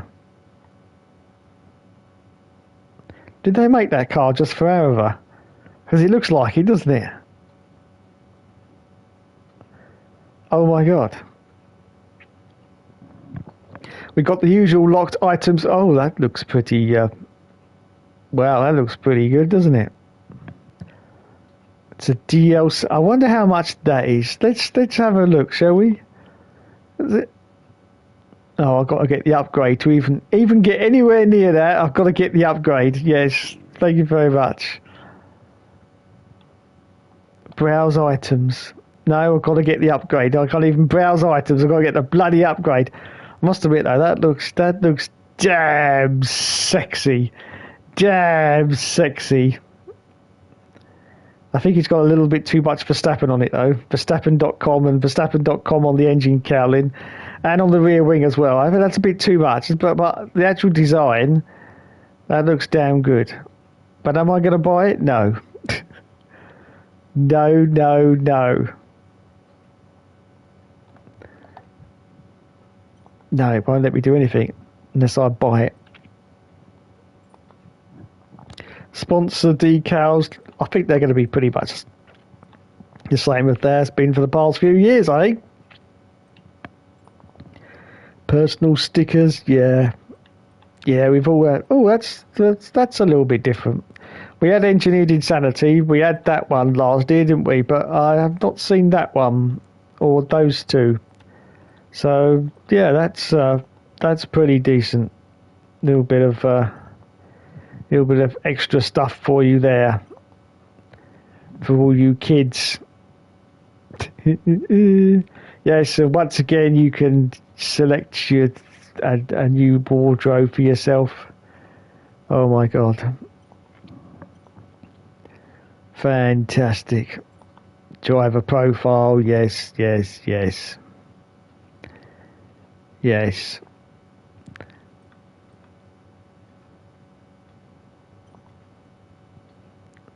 Oh, right, this is the front end.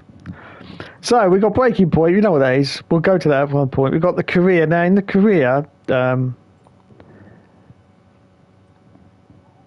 they said you couldn't edit the car. Oh, you can now come in as a newcomer, midfield challenger, or a championship contender. That's pretty decent. I like that, because you basically had to start my team when you were pretty much at the back, weren't you? You were like the third or the fourth car from the back, weren't you? But now you can be a midfielder if you want to, or a championship contender, which means I presume you'll have a lot more resources available. Yes, look, you got 10 million available from the start, which is, yeah, as a newcomer you get zero.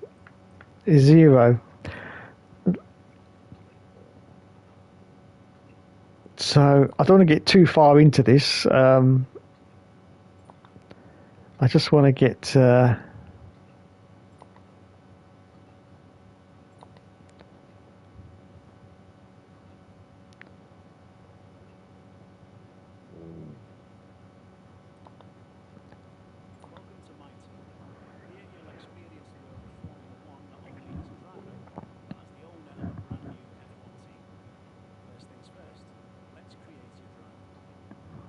okay. Well, I just want to see about the liveries, basically. I wonder if I can skip through this. Can I? No, it doesn't look like it's going to let me skip through this. Just advance. Yeah, whatever.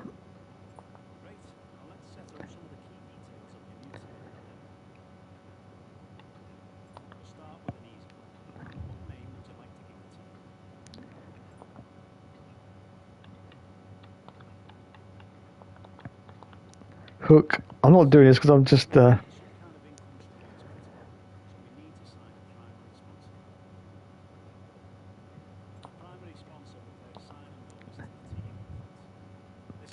yes, just get on with it.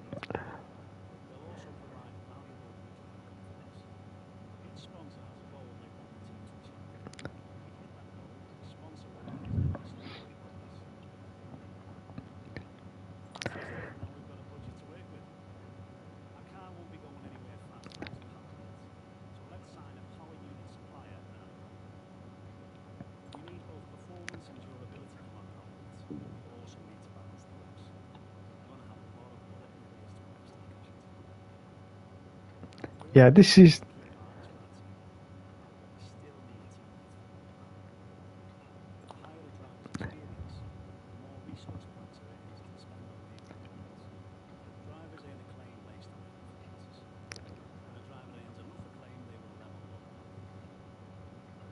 Wow, so we could have Michael Schumacher, Ayrton Senna, Jack Villeneuve, or Mika Hakkinen, Jenson Button, Felipe... Oh my goodness! Oh, now we're getting to the bad ones. Yeah. But oh my goodness, that's absolutely incredible. Michael Schumacher. Ayrton Senna. Now everyone knows I was a complete... Yeah, we'll go for Ayrton Senna. There you go. Confirm. Let's create the livery we will be running this season. We can add more sponsors to the car as we sign them throughout the year. Don't worry, you can edit our look at any time with each car. Thank you. Right, this is the point where they said you couldn't change the livery. It's just from a pre-selected... Well, yeah, but that's the same as last year. These are just pre-selected, but you had pre-selected cars anyway, and then you could just change their colour. So if I wanted to, I could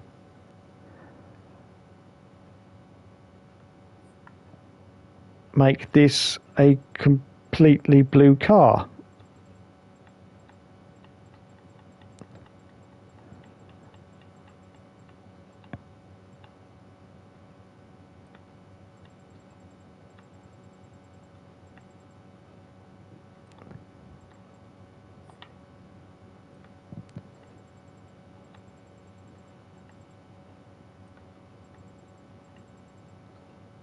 Like that.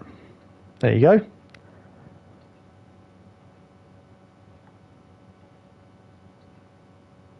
Needs a little bit more actually on the shading there, on the luminance. There it goes. Right, there you go. Now you've got yourself a completely blue car, if that's, if that's your bag, if that's what you want. So I'm not quite sure what they're going on about on that one. I did see that on the internet somewhere, that they said you couldn't change the design of your car, but that's factually incorrect. So there you go. Discard changes anyway. We don't want that. Right, okay. So that's that theory put out of the water. Now, one thing you might have a problem with at the moment is apparently in the My Team and the driver career modes, if you've got one save and you then create another save, the original save gets deleted. You can't access it. That is a bug. Codemasters know about it, and they're going to have a patch for it. So if you're doing a career mode at the moment on the driver career or the My Team, don't make another one until the patches come out. Okay, it's a little problem. They know about it, but they'll get it sorted, because on all these F1 games you could usually have 3 or 4 careers going at the same time, and I'm sure that'll happen. It's just a glitch that's unfortunately come about.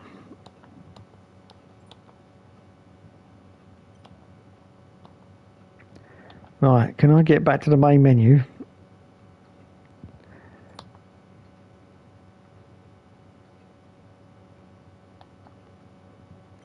Without getting into this, I don't know. Last but not least, we need to consider our brand, our badge and team colours.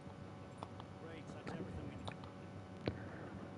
we need. Right, hopefully we can get out of this now. Oh God, here we go. Is it going to be Will Buxton, the bloody hippie again? Oh, it's Pinkham!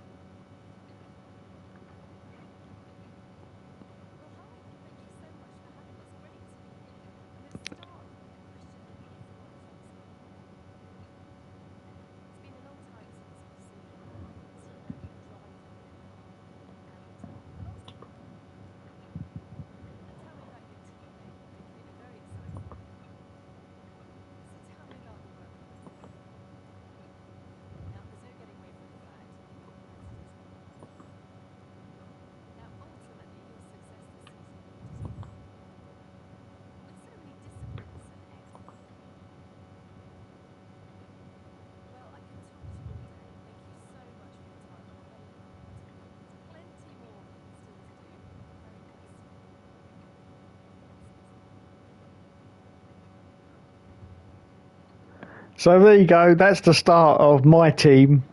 Pretty much the same as last year's and the years before.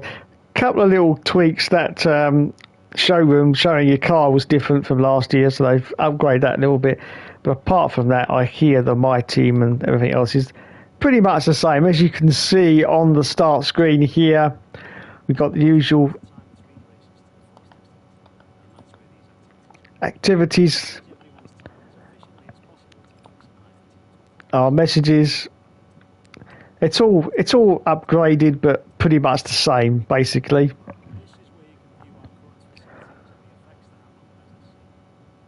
As you can see, pretty much the same.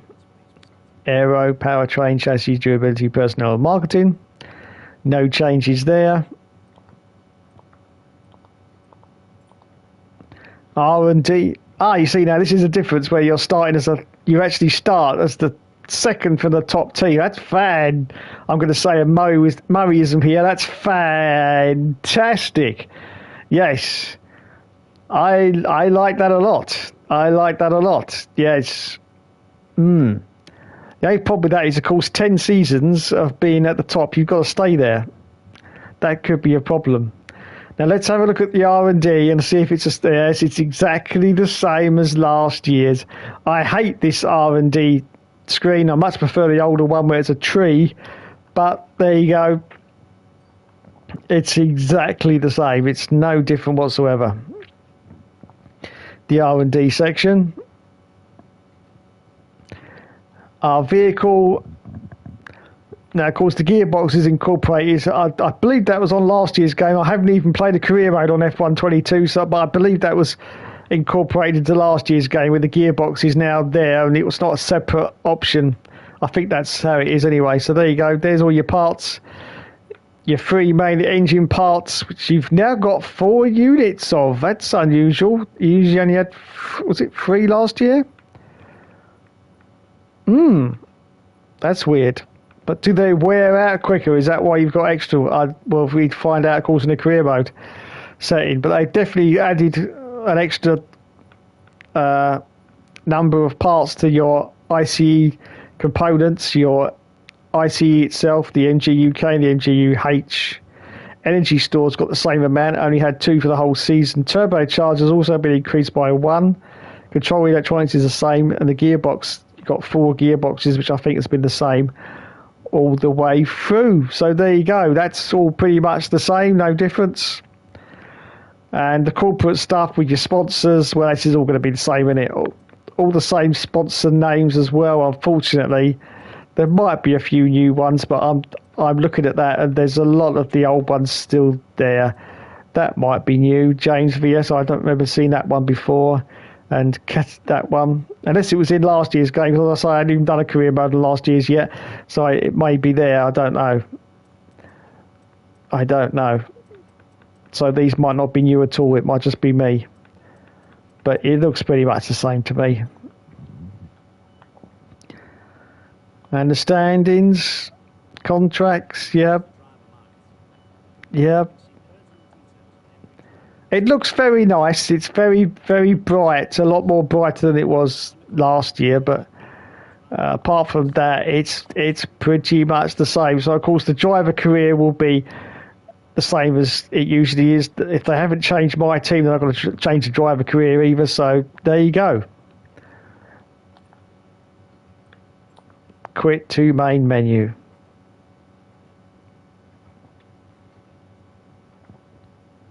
So that's the career mode sorted out. I am on a PlayStation 5, but I'm only transmitting this in 1080p because I haven't got 4K. No, I haven't got 4K, unfortunately, so it's only in 1080p. But so that's Breaking Point, career modes, F1 World. This has been talked about a lot. I did show it earlier. It's the hub where you get to play lots of different things. Series, so it's basically all online. Pretty much 90% of it is online. You've got a little bit that isn't, like the Grand Prix, but all this stuff is basically just online stuff. Got a load of. See if I can just get into series.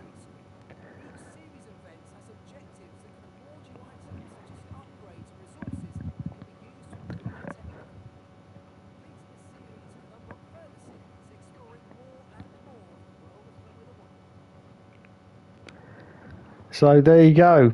Choose a series. Can you...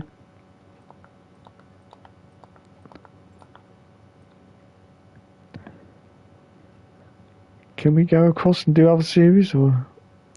No, I think we got to use that one. So it's basically online events that you take part in. Basically, it's like a glorified version of a career mode, only it's online, and it's all different sort of events. And I'm pretty sure they'll be giving you new events as the season unfolds as well. So that'll be quite interesting. But you know, probably something that you die-hard career moders will probably just, you know, do as an alternative to everything else. So I think that's basically it. I think we've basically covered everything in F1 2023. And yes, in case you're wondering, the supercars have made a return. Even though nobody liked them, but yes, they are. We got the safety car. The safety car. And the other safety car. And look at that. I'm so disappointed. If that was a list of classic cars right now, I'd be beside myself with joy. I really would. But no, we get this shit instead. Yes, it's unfortunate, but there you go. There you go. Anyway, that's it for me, everyone. Thanks so much for watching this first stream of F1 23. It has my recommendation, I have to say. It has my recommendation. So, yeah, go for it. Will says the entry point options are the same as 2022. Poochie Head says Lord Hackenham. Helium Trophy. I can't look at the name Mick Hackenham without thinking of this band who sung his name to the tune of Where's Your Mother Gone? Okay. Pure Ligier vibes from Helium Trophy. We have enough blue cars as is. Yes, we do. Let's see a completely purple car. The box ticking is back. Well, better pinks than Buxton. That's true, that's true. Yeah, but let's be honest, can guarantee it's the only reason they put her in. Doesn't bother me, says Helium. I don't find her very interesting, to be honest. Yeah, I hear a lot of people complain when she takes over commentary duties. Basically, the female Simon Lazenby. Time to move things between segments and little more. Can't say much. I've been going on about the Canal Plus team and have a raging crush on Paul. Oh, here we go. KD says, why can they not get at least a few real sponsors? Yeah, that would be great, wouldn't it? Yeah, a few real sponsors. But obviously that costs money, Will, and they're not prepared to do it. F1 World of Microtrend, yes, indeed. Are you going to do a practice EO race on Monday for F1 23? I don't know, Matt. That's up to Joe. So if he says yes, then we will do a practice race. The supercar says KDF1 drive more like drift cars. Poochie says, thanks, Davey. Game releases for me tomorrow. Yes, it does. And thank you, everyone, tonight for joining me in the chat. You have been awesome, as always. Thanks to Mr. Poochie Head, to KDF1, to Matthew 7657, to Helium Trophy, who said I had to get her name in again. I know you did. Well done. Well done. We all need our little obsessions, don't we? Good to see, he says. Good to see. Mr. Helium Trophy was in there as well. Scott Barnes was in there. Will F1 Gaming. Can't forget Will, otherwise I'll be in serious trouble. Just Jamie was in there as well. Drum Tank was in there. Who else was in there? Ronaldo. Hello, if you're still watching. He was still in there. And I think that was everybody in the stream tonight. Just scrolling upwards. Kieran Stanton was in there. Hello to you, and Charles Smith was in there right at the start of the stream, right at the start. Fantastic to see. So anyway, there you go, everyone. I say quick, I've probably been on here a couple of hours already, stream of F1 23. If you're thinking of buying it, go buy it. It's in the shops pretty much in an hour's time. But of course, unfortunately, unless you're a burglar, you can't actually get the game unless you're going to break into your local game store and nick it right now. You have to wait until the morning, okay? When sensible people get up and, you know, just walk in and say, can I have this game, please? Yes, certainly, sir. Give me, I don't know, 90 of your pounds and you can have it. Oh, here you go, thank you. There you go, that's a lot better than being in jail, isn't it? Yes, it is rather, yes. KD says, I'm off. Oh, KD, did I mention KD as well? I can't remember. I think I did. KD says, I'm off to play F1 Championship Season 2000. Probably it's the same amount of features as this load of old bollocks. Yes, you could be right. But it has the Hookster recommendation, okay? Only for the handling. Okay, the handling is great. If you want it for the handling, then it's got my recommendation. As for all the other naval fluff that comes with it, there's not really much there for you from last year. It's pretty much the same. In fact, there's not really a lot. I really wouldn't bother with F1 World. It looks a little bit like another tacked on add-on. But if you're a career mode fanatic like me and you like your career modes, then just think of your career mode with this super silky handling. That's all you got to think about. Just think about this super silky handling in the career mode, and yes, that's your incentive to buy the game. That's your incentive, okay? If you're a career mode fan, go for it, because it is great. Don't buy it for any other reason, though, because there really isn't enough content here to justify the price. There really isn't enough. But if you're a career mode diehard, go for it. Why not? Yes. Why not?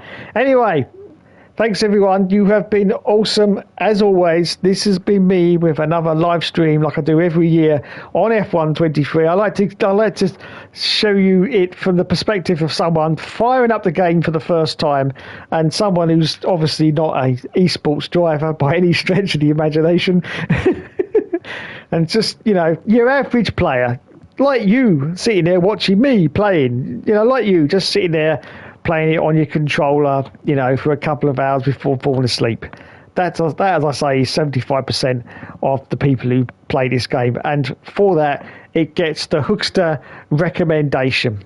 But if you want it for anything else and think, oh, well, I'm going to get it, don't get it for any other reason, because it's not worth it. It really isn't worth it. But anyway, there you go. Thanks so much for watching, everyone. Thanks to everyone in the chat. You have been awesome as always. I hope I entertained you enough with this stream of F1 23. There'll of course be more content. As I say, don't listen to the big F1 YouTubers, because, you know, they get paid. They'll say anything to say it's brilliant, okay? I am telling you, okay, and I don't get paid a penny by Codemasters or EA. Not a penny. If they want to pay me, then fine, you know, send me an email and we'll sort it out. But at the moment, they don't pay me a thing. So I can say what I like. And if the game handling was crap on this game, I would say so right now. And I can tell you that the game handling on this game is very decent indeed. And I think if you're a pretty decent player and you put a lot of practice in, I think you could get to grips with that no traction, and you could do very well indeed, especially in career modes with no traction. Oh yes. So for that reason alone, it's got me excited. It's got me excited for Formula One games again. It's so much better than last year. Yes, so much better than last year. But anyway, so there you go. If you want to go buy it, go buy it. I still don't justify the cost. I think it's way too expensive. But, you know, it's up to you. It's entirely up to you. Thanks so much for watching, everyone. You've been awesome as always. And I'll catch you in the next video.